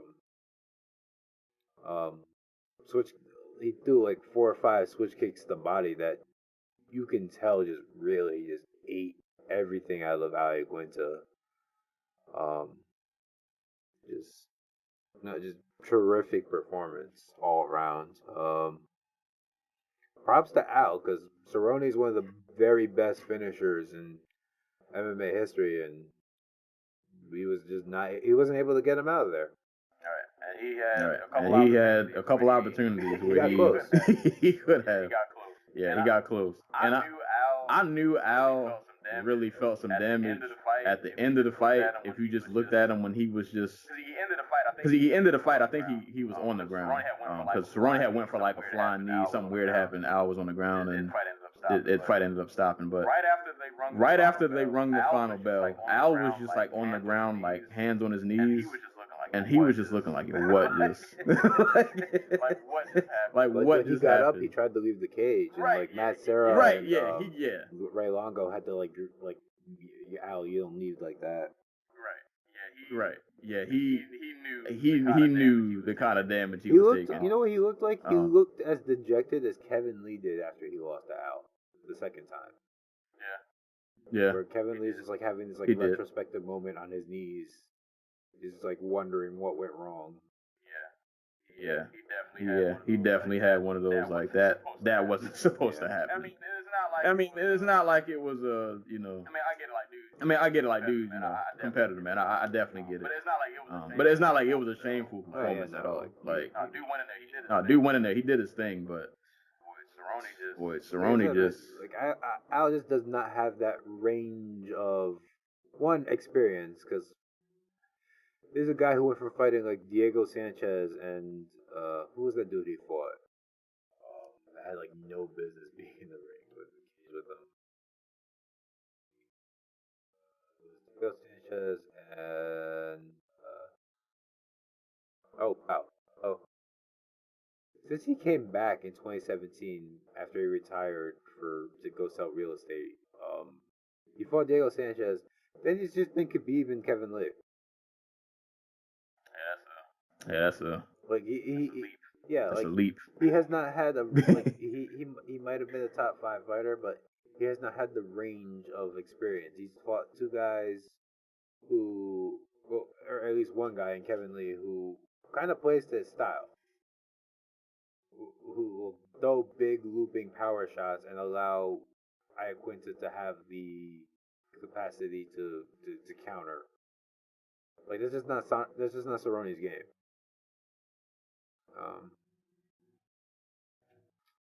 And he's so lead foot heavy. That and more than we've seen Cerrone in the past. Cerrone was active. I think Cerrone's a dude who needs a reach advantage, and I think that's where he was coming up short with guys like Leon Edwards and Darren Till and stuff like that. It's just like when guys can hit him and like I said, when they can turn it into a boxing match without like, and Cerrone's still able to kick, but now he has to worry about the counters coming back. Right. It becomes a much more. It really helps him here. I'm not gonna say way bigger than Al, but he was a lot longer than Al. Yeah. You saw it when they were. it was visually. Yeah, you could see it. But yeah, just him just really just being active more than I think we've seen in the past. Like he was able to like keep that pace for the entire 5 rounds and really even just come on stronger as the fight went along. And that compared. I mean that, and along with just the reach advantage, it was like everything just kind of came together for him. Like it was like a perfect storm. He did everything but get the finish, and that wasn't for lack of effort. Like he dropped him a couple times, but Al just never seems to go away. But man, yeah, that was a great main event, man. Really awesome fight for Cerrone. Oh, that was McGregor. I don't know if McGregor shouldn't be fighting. either the McGregor fight or I mean, I get it. You know, get that bag. But no, McGregor should be fighting because he has an open friggin' investigation against him for sexual assault. Yeah. Speaking of which, Yeah, you guys remember BJ Penn's fight next week, right? Yeah, as far as I know, no one's asked Dana White to comment on the story. Yeah. That in the Chevy incident. incident. BJ got a lot going on. We'll see what commentary says. They He's even got a lot of person to demon. bring Right. right. Yeah, That'll be the freeze. But Cerrone back at 55, which I forgot. Yeah, well, you guys knew because I went to 55, but coming back to 55, and he looked great. He looked great. Really damn good. We'll see. We'll see. See what Cerrone does next. We'll see what Cerrone does next. I mean, dude's a fan favorite, so I'm pretty sure whatever fight he has next will be a big one. Hey, I'm all for it. The amount of brain cells that would be lost. See, I feel bad now because we talked about Babalu earlier. Right. Because boy, Cerrone Gaethje would be. That would be something. But just congrats to Cerrone, man. That was an awesome performance. And Speaking of awesome performance, that was. I was gonna say that. Thank God this was the main event because this literally was the peak of the card. There were a couple of good fights after this, like literally a couple, like literally like two and a positive. Because I didn't see the Matt Sales fight, but I'll take your word for it that it was solid. And you know what? I ain't gonna do this. I like Macy's fight. Shout out to Macy. We'll that get wasn't there. so much a fight, so much it was a slow slaughter. Yeah. Yeah. But it was something. All right, y'all. So I don't know who in the UFC organization was looking at the order of this card and said, you know what would be a great idea for our co-main event? Derek Brunson, Elias Theodorou. So I get it. I'm not 100% on this, but wasn't it supposed to be the main event? At one point, yeah. It might have been. Not 100% on that. It's like Because it was one of the first first fight they announced for the card, Yeah. which was not a good sign. It should have been an omen. But here we are. Yeah. Co-main event, man.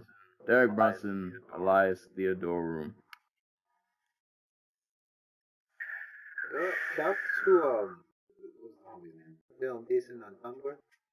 Brent Mason. Was he the guy who replied to Joey? Yeah, he has the greatest. It might be the greatest summation of what Elias Theodorou's game is like. When he said, "I've never seen somebody weaponize their lack of athleticism like this before." And holy shit, was that?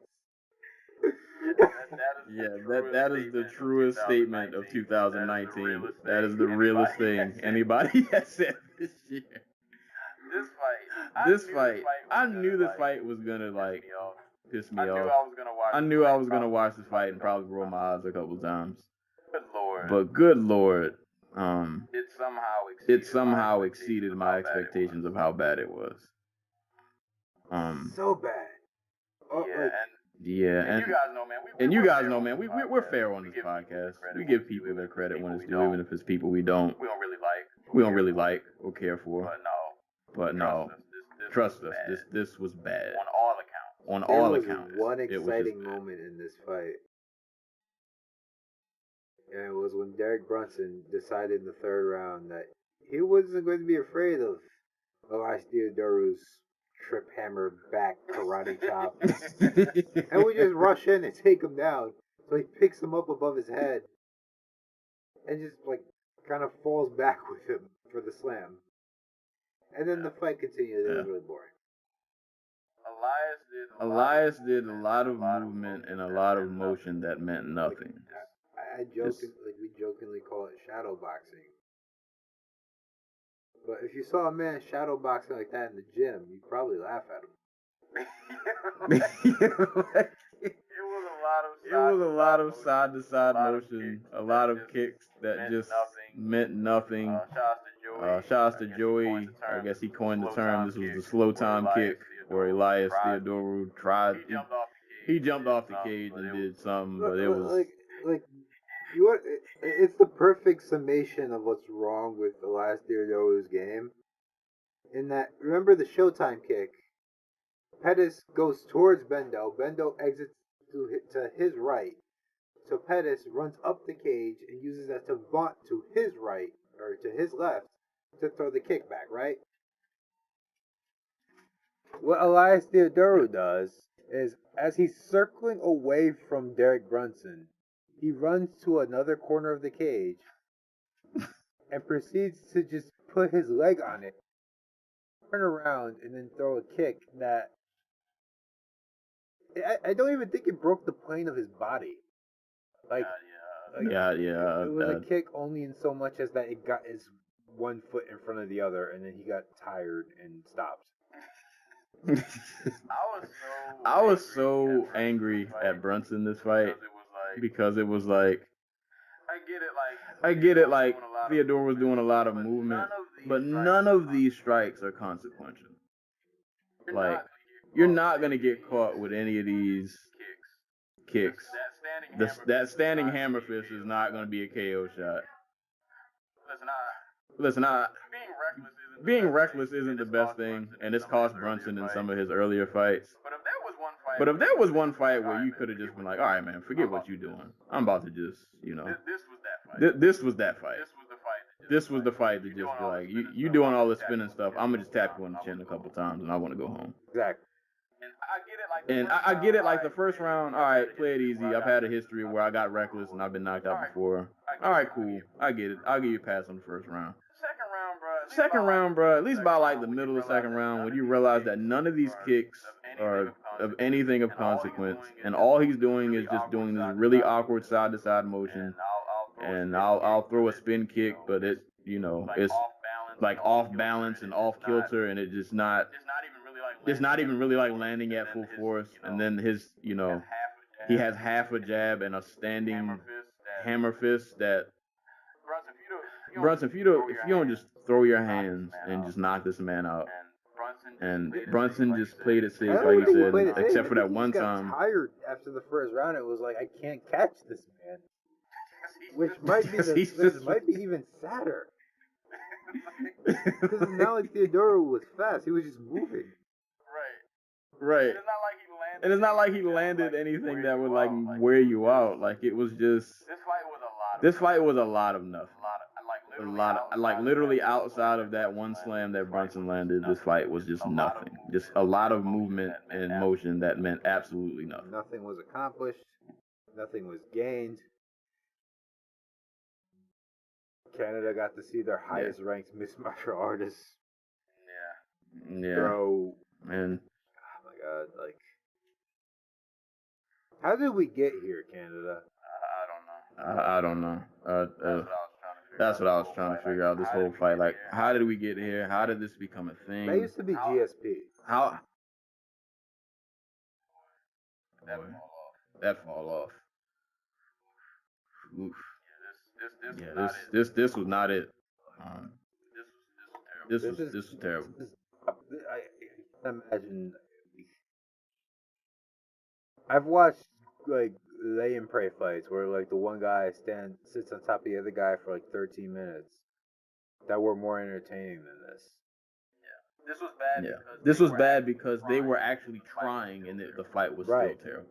Right. Like, we talked about this. Louis Ngannou, more entertaining than because at least it's absurd, you know?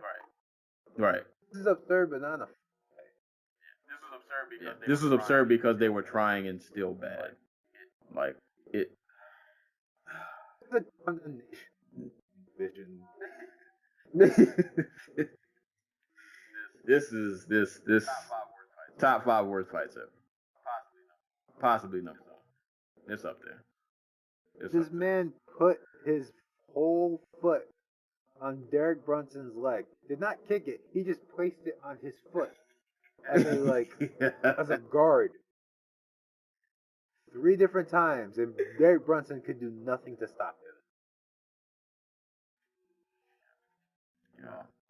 Well, in the end, Derek Brunson won a unanimous decision, but we all lost the fight 30-26 by watching. Nothing else to say. Do better. You know what? When fights are bad like this at middleweight, you know what they should do? They should lower Yoel Romero into the cage. You both have to fight. Yeah, exactly. 3rd round comes around. The ref's like, okay, instead of a yellow card, I'm just going to get push the Yoel Romero button, and he drops down into the cage and knocks both of them out. And on top of that, the Bare Knuckle FC guy's coming out, and he's got an announcement for you.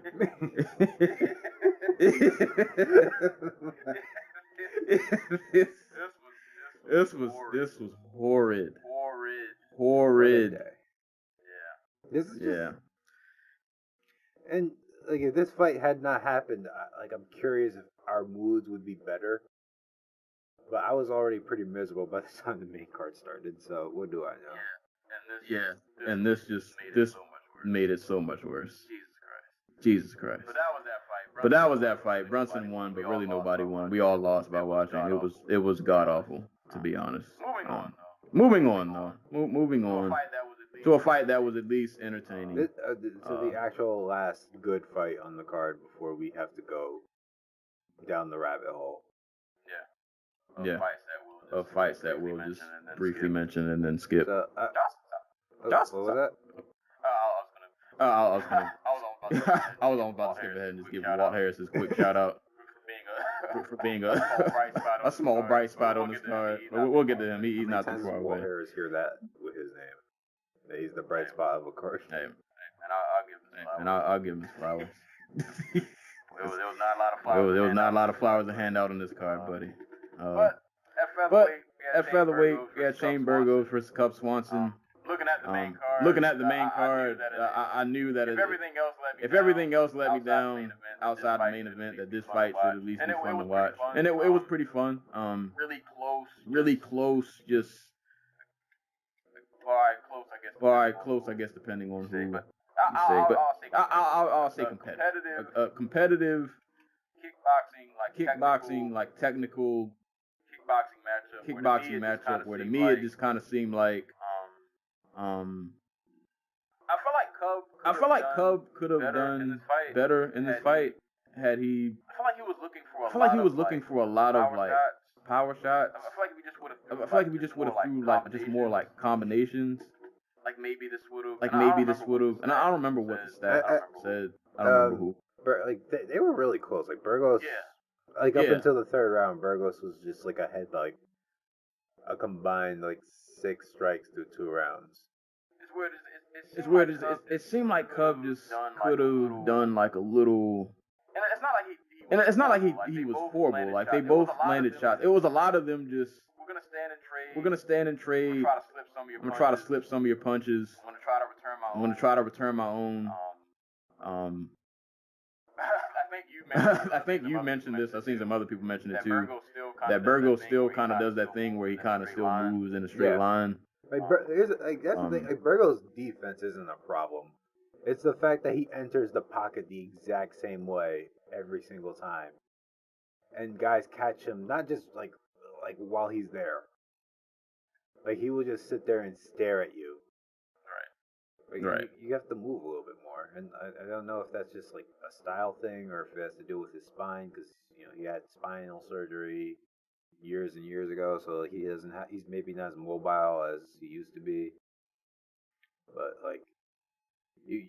it's one thing to get in exchanges in the pocket. It's another thing to be a little bit more like I was gonna say Vasilij Lomachenko, but like a TJ Dillashaw, who is great at fighting in the pocket, and people struggle to hit him there because he's not just throwing volume, but he's also moving around while he's there.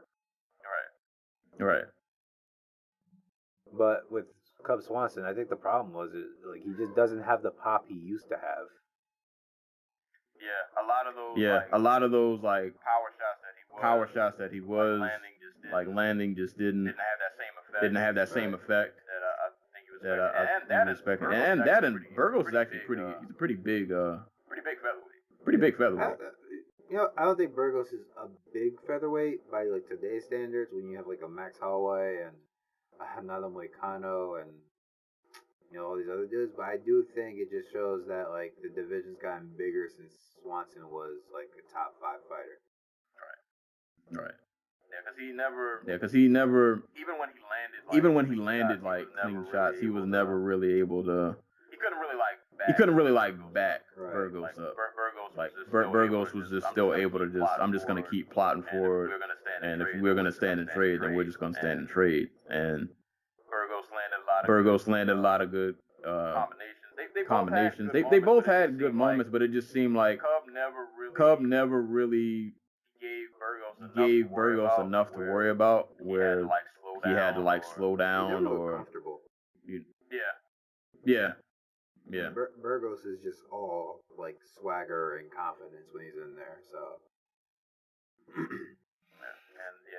I think that just he couldn't give Burgos really too much to worry about, so Burgos was just able to plot forward. Like I said, still probably need to move that head a little more and work some angles. He can But do it. he was we see him do it. Like we see him slip and rip all the time. It's just like at a certain point in fights, he's just like, no, I'm gonna just bang with you. Right. It's really weird. Right. Like, I think he like, and one other thing, he's not as powerful a puncher as like. I think he recognizes. I think we saw a lot less like, oh, I'm going to throw this overhand right as hard as I can in this fight from him.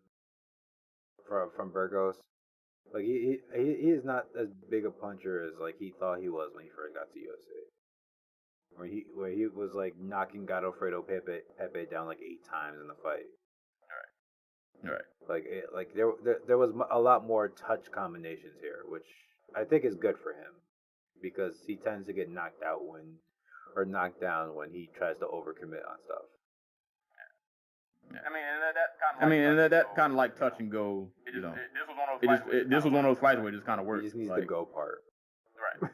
Right. He just went, and that's pretty much how that happened. That's how it went.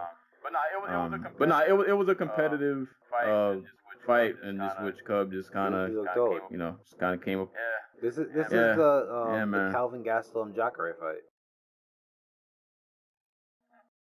I can see that. Yeah, Cub is just kind of.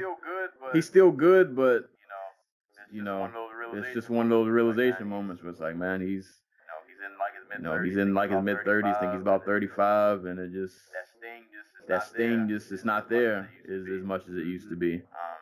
He's not because like all his power was at like not all his power, but a good amount of his power was just straight up athleticism. It wasn't like Gennady Golovkin still has power at like 37 years old. Like it's not that type of power.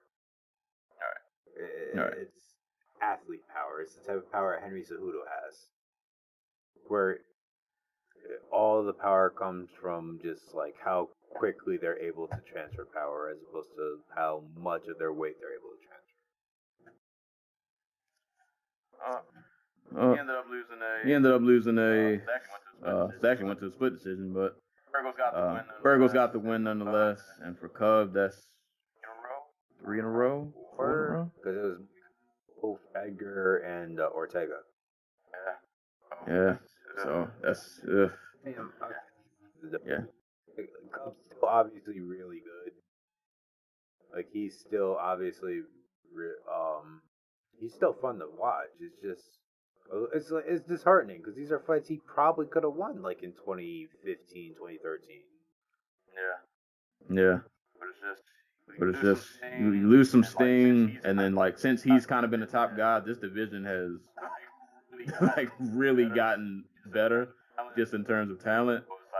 So it's like it's not like it really even on the level of fighting a guy like Burgos. It doesn't really get still much easier. Like there's so much talent in this division now that yeah, man, I don't know. Yes, it sucks because Cub is, you know, WC guy, man. Always been a fan, so it kind of sucks, but I don't know. We might be seeing the last of the best of him. But congrats to Burgos. Solid performance on a card that was in need of more solid performances. Moving on to we're gonna breeze through some of these. At bantamweight, Rob Davashvili versus Brad Katona. All I took from this fight was that Davashvili was able to take Katona down. Katona couldn't offer much resistance, I guess, so to speak. Davashvili, a little stronger, a little bigger. 3 rounds took him down. Did what he did. Not a lot of. Like, physicality in it is going to be a problem for him at bantamweight. Because, like,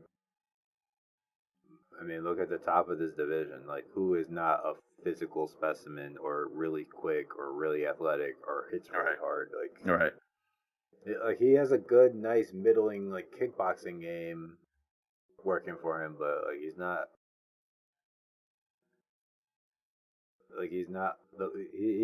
like a technician in the way like a Dominic Cruz is or something. And he doesn't really have any like specialty like yeah, there's no resource he can dig in his pocket and just be better than the opposition at.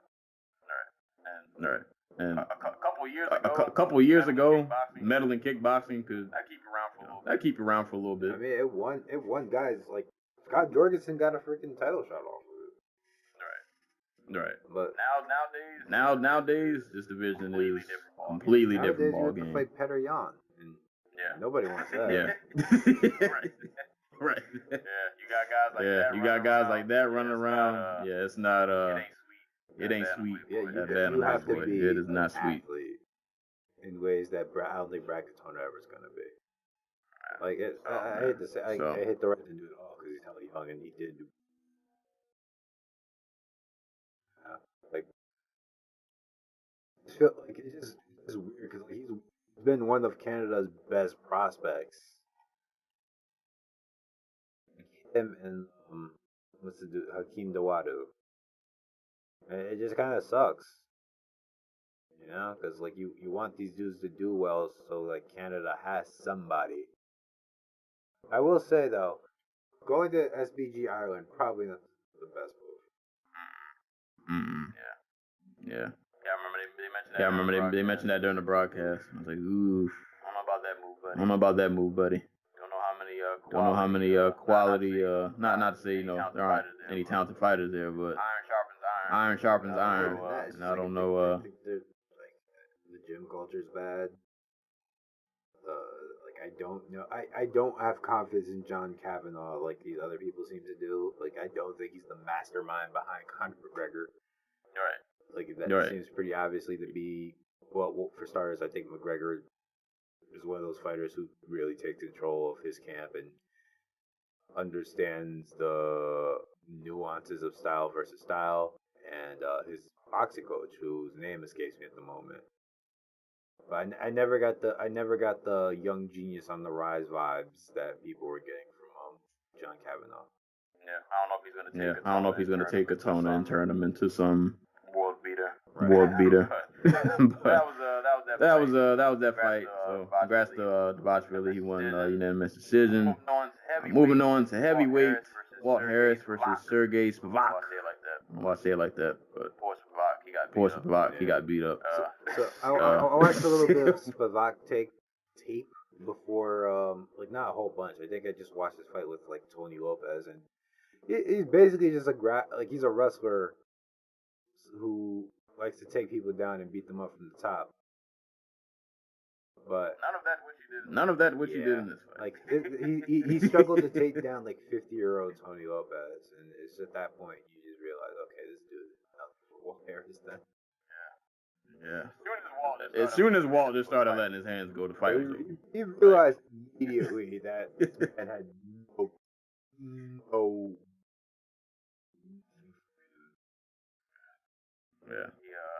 Yeah. He let them hands fly. He threw a couple knees. Sergey turtled up on the ground, and that was it. I mean, congrats to Walt. And a card that was in desperate need of finishes. He went out there, got him out in 50 seconds. And yeah. Any shitty cards. All you got to do is get a finish. And extra 50K I wouldn't have made. So, yeah, congrats to Walt Harris, though. Look really good. Hands look sharp. I think they did mention that he switched training camps. He did something different for this camp. I think he did say he switched gyms. He went somewhere else to get some different training partners to like mix things up. Was he one So, of those trained with the same gym that found me? I can't remember. He might have been. Some random gym in Alabama. Right. But whatever he did, man, that switch up. I guess it worked. I mean, how much do you have to switch up the lock? Feel me? Yeah. But congrats nonetheless. Way to throw some hands and knees out there. So congrats to Walt Harris. That was a good performance, great finish. Last fight on the main card, Andrew Sanchez versus Mark Andre. How you say his last name? Baral? Mark Andre. Yeah, we go with Baral. Barrio. This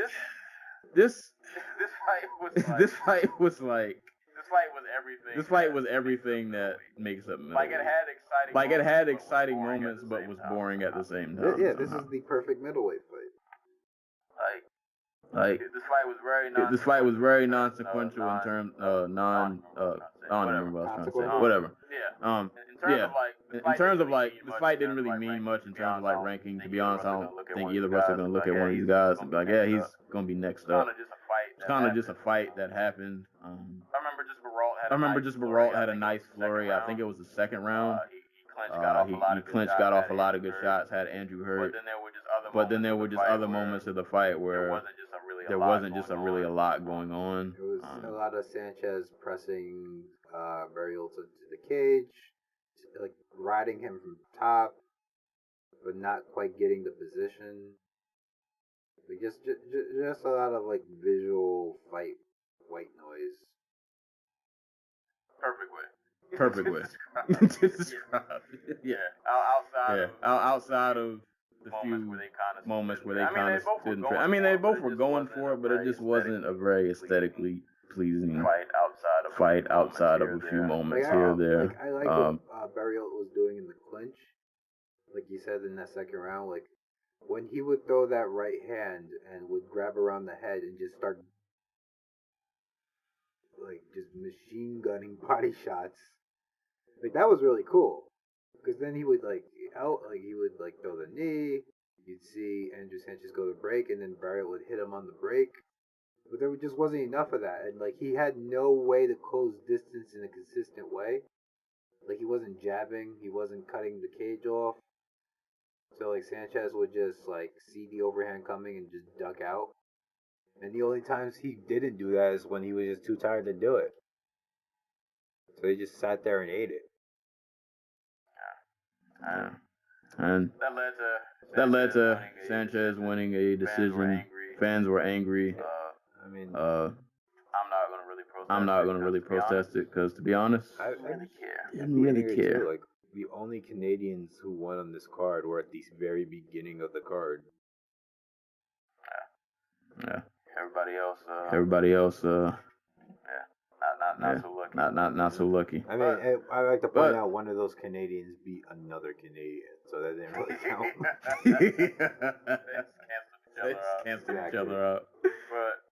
But congrats to Andrew Sanchez, nonetheless. He got a unanimous decision. Moving on to the ESPN Plus prelims. One of the few good spots on the prelims. Fights I was looking forward to. Macy Chiasson versus Sarah Moraes. like Sarah had a good thing going in the beginning. Like she got a takedown like pretty quick. I remember her having like a pretty solid Up first until round. like the last 90 seconds of it, yeah, she pretty much did whatever she wanted. I shouldn't even say that. She got on top in held position. I don't think she got that much like damage done from the top. But she was passing. She got to like half guard. I don't think she got all the way to side control. I think when she tried to, JSN was able to get to her knees and then get the reversal, and then the fight started.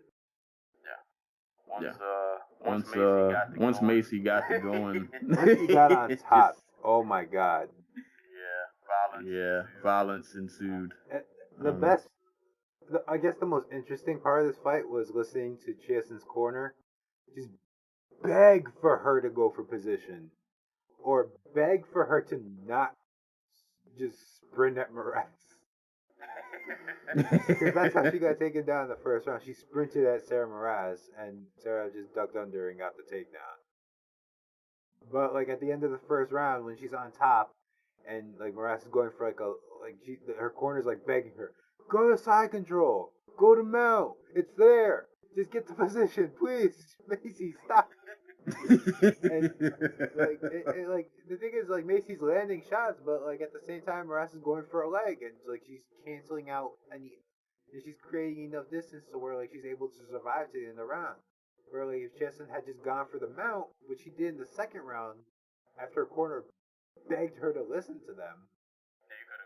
You could have probably got this over with. And she, to her credit, she went out there in the second and she did just that. But it was just really funny. It was just like, wow, she really just does not give a damn about her corner. I guess better late than never. Second round comes around. She ends up getting on top, and violent things happen. They just keep feeding full competition. Like, I'm about to pull up the roster right now. At the bottom of women's bantamweight. I was gonna say this division needs Macy. We just need her to be good. And yes. Good fight. Like I hate to put Moraes in the same like category, but like have women's. I'm all for them to keep for somebody who's making her debut in the next fight. Just let her beat on her. They need somebody to gather hype. Yeah. When is Amanda Lemos allowed to fight again? She won't be eligible till November. So I want to get her back out there. I can't even tell you who's. Who's brewing over there? Wow. From here on out, it's just top 15 fighters. I forgot there are only 18 women in this division. Jeez. Bernardo versus Melissa Gatto next week. Give her that. There you go. Mind you, Melissa Gatto is like strawweight fighting at 135, but whatever. Yeah, Macy's Bernardo, my bad. Big. Macy's a big girl. I just want to see Macy do good. Just give anybody a reason to be halfway excited about this division, even if it's just a handful of people. Sign bodies for her to beat up at this point. Like that's all. Like, yeah, because featherweight ain't it. So signing featherweights. Signed one woman. Name escapes me right now, but we better or not did they better, but me that they signed her. Bodies like this is how people get hype. Throw right. So many like bodies at them that they demolish, and people question whether they're really actually good, and then eventually they'll answer that question with a yes or no. But this is how people get hyped. And I'll give it a pass in this division because it's so bare. Like it's just there's nothing here outside of like Amanda Nunes. Yeah, there's just nothing. Everybody else. Yeah. So this division will get a pass. Let her beat up once you can. Carolina Rosa and have her fight her. Lucrezia Rhea and go have her fight her. Like, just don't give her a top 15, top 10 person who she might either she beats and it's in a way that it's like, okay, she's not ready, or she loses and she loses all her steam. Like, you can protect people. Like, I know why MMA fans don't like that about promoters. Like, they'll protect people, but like when you have something that could potentially pay out, why risk it? And it's just, I'm making an exception for this just because of the division that it's in. Like, if this division was so rich in talent, like, I kind of like, all right, she just kind of gets what she gets, and we'll see where she goes. But in a division that just really needs just something, yeah, let's let her get some highlights, and then we can see what she's made of. But glad she got the win. She won by TKO second round. Saying a lot, pretty much the rest of this card, man. I'm kind of like mentally checked out. Yeah. We can do this. I got something to say about us versus Hobby. I'll let you. You can handle that one then. This fight was really disappointing because Vince Morales was really fun in the last two fights I've seen. He has been as a UFC fighter. He got knocked out by Ricardo Ramos in his last fight, but I'm sorry, Ricardo Ramos, if that's how you pronounce it. But you know, third round, oh, like what you gonna do? I expected it to be fun, but I didn't realize the Hobby would fight like a dude who got knocked out in his last fight, and you know, non-committal combinations, trying to point fight from range. And then Vince Morales, I don't know what happened, but like in the third round, he just realized that Zahabi's is there to be hit, and he's slowing down, and why not? So he starts unleashing his combinations, pressuring more, and takes basically the only clear round of the entire fight. So props to Vince Morales for realizing down the stretch that, you know what, I have to have some urgency here, or else I'm going to lose a hometown decision. And a fight that you could easily win. He took the initiative. I respect him for doing that in an otherwise dull fight. So that's all I got to say. I like Morales. I've seen. I know Zahabi has the potential that he once had. He's a 31-year-old bantamweight who's trying to find like his groove. You know, it is what it is. I hope he does well. The fight was very It was very pedestrian until the third round, and then it was just okay. Yeah. That's all I got. That's all I got for that. But congrats to yeah. So Vince Morales takes the unanimous decision over Faraz Zahabi's brother. Do you remember the Nordine Taleb versus Kyle Propelic fight? I remember a lot of kicks. I feel like there were a lot of leg kicks. And I'm kind of mad because this was supposed to have been Taleb versus Sire. Yes. And that could have been a really fun fight. Would have saved this card. Yeah, that could have been a fun. That would have been some blood. That would have been a good fight. But this fight wasn't like terrible in terms of it was better than some of the other fights on there. But it just wasn't. Just a little flat. It is white noise. Yeah. It was one of those fights that you watched and it was like, oh, this is just a thing that happened. It's not okay. Yeah. I mean, like, Taleb had good moments. Like, I just remember him landing a lot of leg kicks. And he looked decent, but it was just not a lot going on. Not a lot of nothing. And to be honest, this is the last fight I can really comment on because I missed these next three fights. I tried to watch the Juan Adams and Arjun fight, but I was watching it, but not really watching it because I was getting set up for us to record. So I can't really comment on anything else on this card because I just didn't really see anything. Matt Sales submits Kyle Nelson via arm triangle in the third round of their fight. If you guys don't remember, Matt Sales was the dude that Dominic Cruz was masturbating over when he fought Sherman Moraes. I mean, am I wrong? That was the thing. But you know, he put up a good performance in his first fight in the UFC. He did well here. Beat the crap out of Kyle Nelson in the first round. Got taken down. The guy's back taken in the second. Almost got rear naked choked. In the third round, they were both really tired, but Sales had a little bit more pep in his step. Nelson shoots what has to be one of the ugliest, most like unnecessary, I'm super tired, I just want this to be done takedowns I've ever seen.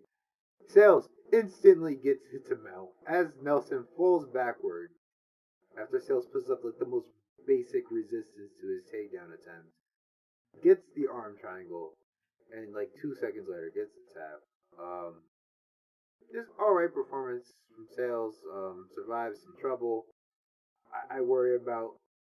I think Sales is going to have like a very Ross Pearson-esque career in the UFC long term because like he's too skilled to be like not in the UFC. But I don't think he's the athlete he needs to be to compete with the best at 145.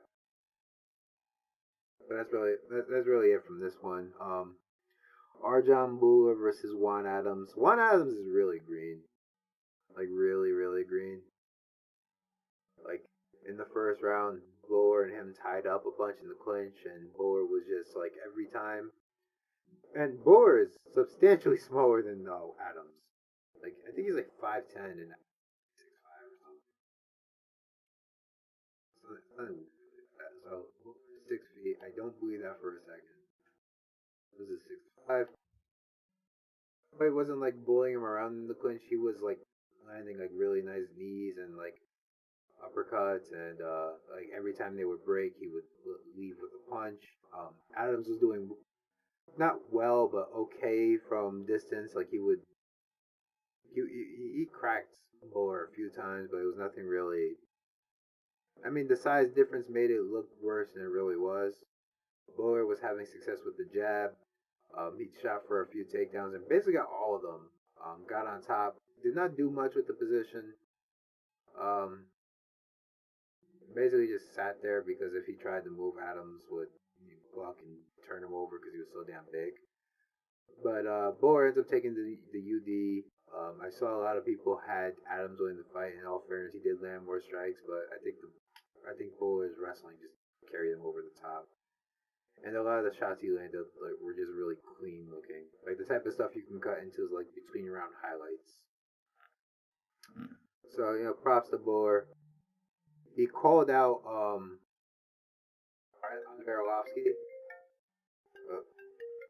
He called out Andrei Arlovsky after a fight, said he wanted to neuter him, which is really weird because he's had 4 stoppage. He's lost 4 in a row.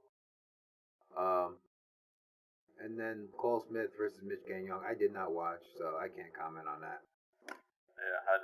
Yeah, I didn't either. Cole Smith won via unanimous decision. I think this is actually supposed to have been Mitch versus This was a replacement fight too. This was a replacement fight too. I can't remember. Kelleher was supposed to have fought in this one.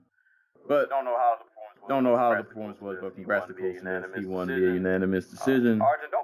Arjun, don't be disrespecting Arlovsky. Well, for starters, don't call it a dude who's on a 4-fight losing streak. Right. Right. Call it the dude who beat him. Chill out, homie. But that was UFC Ottawa. To To be honest, guys, outside of if you missed this card, watch Cerrone Iaquinta. Awesome, just amazing fight. Watch Burgo Swanson. If you want to watch Walt Harris dispatch somebody in 50 seconds, go watch that. And maybe watch the Macy Chiasson fight. Everything else, hard pass. Like Steve Nash pass, Jason Kidd pass, Steph Curry pass, LeBron pass. Just pass. Just don't. Just You don't have to do that to yourself. We did it so you didn't have to. We went through that, so you ain't have to go through that. Because outside of those few bright spots, boy, this card was not it. But Bellator Birmingham was fun, so go back and watch that. Watch that main card. Like I said, it was all of like 12 minutes. Go back and watch that. Go back and watch that. That was fun. Go check out the one championship card. I don't even remember what it's called, but go watch it. Probably was good. LFA, I heard had some good finishes, so go look up on that. And Canelo and Jacobs was a pretty competitive fight. I forgot to mention that Ortiz KO. That was name again. Ortiz and Herrera. Can't remember the other guy. Yeah. That was only Canelo card. Go watch that finish. Pretty brutal.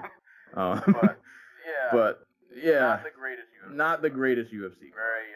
Very like I said, outside of those few highlight moments that we mentioned, pretty forgettable, to be honest. But next week should be much better. There's a lot going down next week. We got Chandler versus Pitbull for PFL. I mean, that's for Bellator 221. And that card has some heat on it. You got Chandler Pitbull. You got Lima versus MVP. You got AJ McKee versus Pat Curran. Jack Swagger's back for anybody who cares. Taiwan Claxton's on the card. So that's gonna be a fun one. Definitely go. Romero Cotton's on there also. So go definitely watch that card, man. That card is gonna be fire. And then on the same token, UFC will be back next week also. So we'll have another week of double dose between the UFC and Bellator. So we'll have UFC 237 with Rose Namajunas versus Jessica Andrade. Also on that card, you got Anderson Silva versus Jared Cannonier, Jose Aldo versus Alexander Volkanovski. Who else you got? Francisco Trinaldo, 60-year-old lightweight. He's on here against Carlo Diego Ferreira. Got Thiago Alves on the card versus Laureano Starpoli. Or got Clay Guida and BJ, but we won't mention that. I mean, he's going to pay for his crimes when Clay Guida gets on. You got Little Nog. He's back. I'm mad at that because he keeps winning, and he little out there and beat. Being honest with ourselves.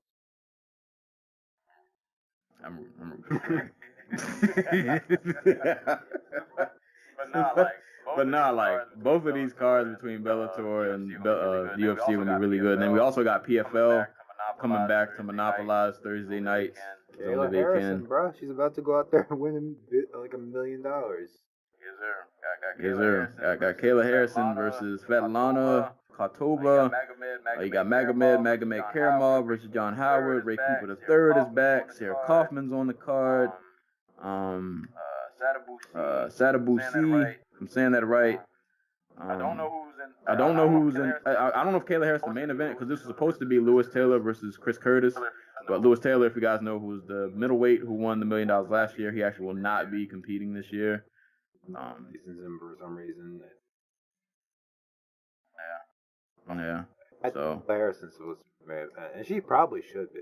Like, yeah, she should be. Yeah, she's the star. She's the star. She has the most media potential of the group. Yeah. So. But yeah, no, I like a lot of these other fighters on the card. What's his name? The Russian dude, the 6-0 Russian dude, 7-0.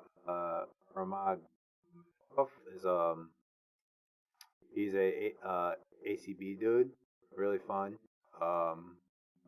Dalziel, Indian lightweight.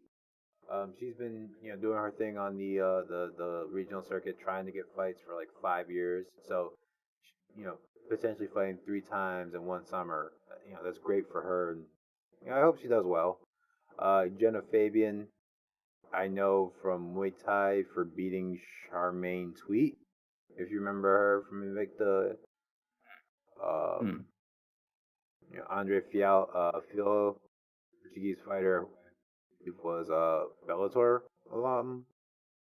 It's always, I'm happy to see a shot at $1 million. Shout out to PFL in general, man. They've since the laundering scheme, there's a home. Like, it needs a place to fight. Right. And like this, their whole turnover, like this whole rebrand since WSOF, has actually been pretty good. Like the quality of their prices went up, the production qualities went up. They're on ESPN Plus. Shout out to PFL, man. I like what they're doing over there. So that was pretty much it for today's episode. So like we said, man, go watch Bellator, go watch Canelo Jacobs, watch like 4 fights from UFC Ottawa, and then do not watch the rest of the card. You did not miss anything. But that's pretty much it for today's episode. So we will close as always with parting shots and shout outs. This ain't even really a shout out. I just wanted to mention it. I don't know if you saw the Houston Golden State game. I didn't get a chance to catch it because I was watching the Canelo fight. See Steph Curry missed that layup. I did see him miss a dunk. Yeah, the dunk. Yeah. I don't even know if that's a shout out or a shot. I just wanted to mention it because it was like hilarious. But that was the thing. Shout outs to Portland and Denver for going to quadruple overtime. I woke up in the middle of the night at 1 a.m. to go to the bathroom, and I was like, this game is still on. Why? Yeah, but hey, people watched it. So apparently it was a great game. Shout out to them. Really my main shout out. In a rare time, not for Bellator, I used the zone. I came home from work. I was bored. Nothing was really going on. So I saw maybe like 2 people on my timeline tweeting about EFC. So I was like, yeah, I'll watch this on the zone. I don't got nothing else to do. So I watched EFC, and their main event was between a gentleman named Igu Cabeza, who I'm giving my shout out to. He is the EFC featherweight champion. Can't remember his record. I think his only loss is to a UFC fighter. Can't remember who though. But he's like 8-1 or like 9-1 or something like that. But Igu Cabeza knocked out Carlo Caput. This was EFC 79. Apparently Cabeza, and I didn't really know much about him. I didn't know anything about him. I went back and watched some of his older fights after this one. But they were pegging him as a wrestler, so I was expecting him to go in and shoot some takedowns, and he did clinch a couple times against the cage. But the fight ended because he blasted Caput and just took the man's soul. Shout outs to the announcers. They I'm not mad at people trying to big up their brand. And they were like, man, it's a shame that Cabeza hasn't been called up to like a major organization. Why would they want to leave UFC? Like people are.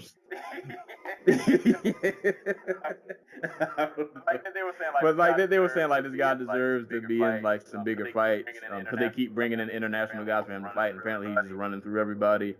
And they were really big on like people sleeping here on what we're doing at EFC. I ain't mad, y'all trying to big up the brand. I ain't mad at it. But no, I looked at some of Cabeza's fights. Dude, he is pretty good. I don't know about the UFC. There are parts of his game that worry me. Like he does kind of just lunge in for shots, but he looks like deceptively strong. Like you look at him and you wouldn't think he hits as hard as he does. So he could come in and just kind of clip a guy. But the UFC featherweight division is really deep. He's 1-1 with Danny Henry. Yeah, that was the one he lost. Yeah, 1-1 with Danny Henry. But I could see him like after looking at a couple of his fights and like just kind of seeing his run. I would say he's worth, if not the UFC, I could see him in like a Bellator, a LFA. He definitely deserves. I would say a step up. So if you guys don't know him, Igu Cabeza spelled IGEU, Cabeza spelled KABESA. Give him a look. He's got a couple of good KO wins. Apparently he's been holding it down in the EFC. So shouts to him, continuing his streak. Hopefully he gets the hopefully he gets the big call that he's looking for, whether it be from UFC, Bellator, any of these other bigger organizations out there. Hopefully he gets a look from somebody. So shout outs to Igu Cabeza. That's all I got. Can I call it a shot? I'm gonna call it a shot. Top rank. Had a fight. It's been last night. Better be a I think his IBF title. This is his name.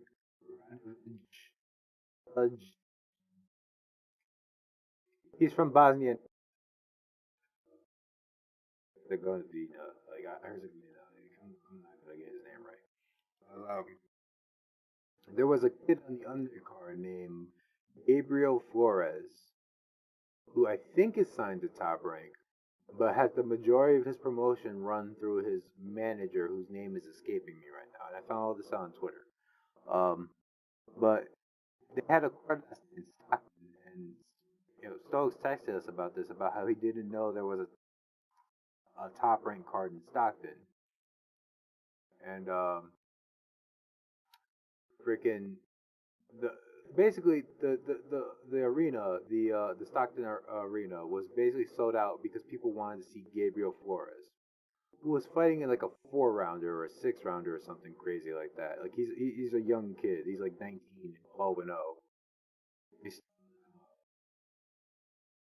After his fight, basically everyone left.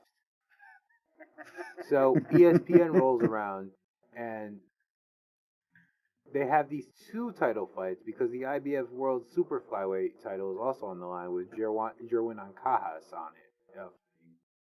Title. So, and Artur Beterbiev, and they basically fight in front of like a couple hundred people. Like Top Rank.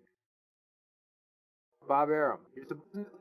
Bob Arum is supposed to be this dude who builds stars and stuff. And he's struggling to sell arenas on the world champions. Why are they in stock if they can't move tickets? Yeah. That's got to be disheartening. Like you're like the headliner and you look out into the crowd and it's just nobody's there. All the cheers are coming from your family and the other family of the guy you're fighting. You can't stay local act if you want to, blow up as a regional dude or whatever. Like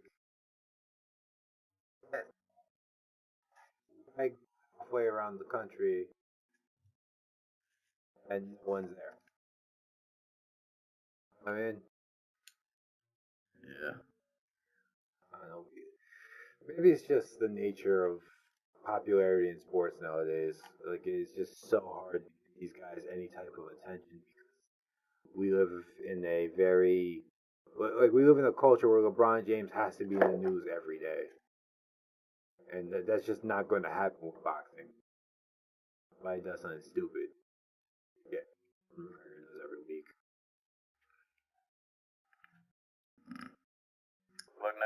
Better luck next time. I don't know. Better luck next time. That sucks. Shout out to Flores though. He's that's gotta feel good that half the crowd, I didn't say half, more than half, came out to just see you. You were the guy. So they had a line around the building to see him. Like, he is dealing. Yeah. Keep an eye on him. Maybe in a couple of years he'll be somebody we talking about. He'll pop up on one of these bigger cards or something. But yeah, pretty much it for today's show. We somehow stretched this out to about 250. I think it was the news mostly. To be honest, if there was no Bellator card and other fights, the podcast would have been like 30 minutes. But there was others. About 250. Yeah. But most of it was news and the other fights. If there was just the UFC this weekend, this podcast would have been mad short. But we give you guys good content every week. So we cover news and all that. So, even when fights are boring, we try to find ways to keep things entertaining around here. MMA guys don't, some weeks they don't give us, But anywho. Freaking start this week. Have something to talk about. Next week will be fun. Like I said, we'll have like 3 cards to talk about. So I forgot. Shout out to moms because by next Sunday is Mother's Day.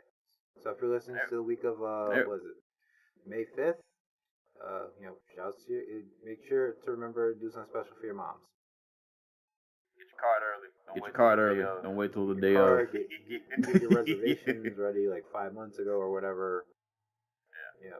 Plan a nice picnic in the park. Do what you gotta do. I got Mother's Day, my little brother's birthday, and then my mom's birthday next month. That is a lot. It's a lot. But yeah, that's pretty much it for today's episode. So as always, man, give us a listen. SoundCloud, YouTube, iTunes, Spotify, Google Play. Hit us up on social media at the Dojo Talk Podcast Facebook page, as well as the Instagram page. Send questions to dojotalkpodcast@yahoo.com. And you can hit me up on Twitter and Twitch at Serial Sensei. Please continue to share, repost. It helps us out a lot. Give us a rating if you come here and you chill with us in the dojo every week, man. Go to iTunes and let people know how you feel. It means a lot. But as always, anytime people are being punched and or kicked in the face, we will be there to talk about it. And until next time, we will catch you guys later.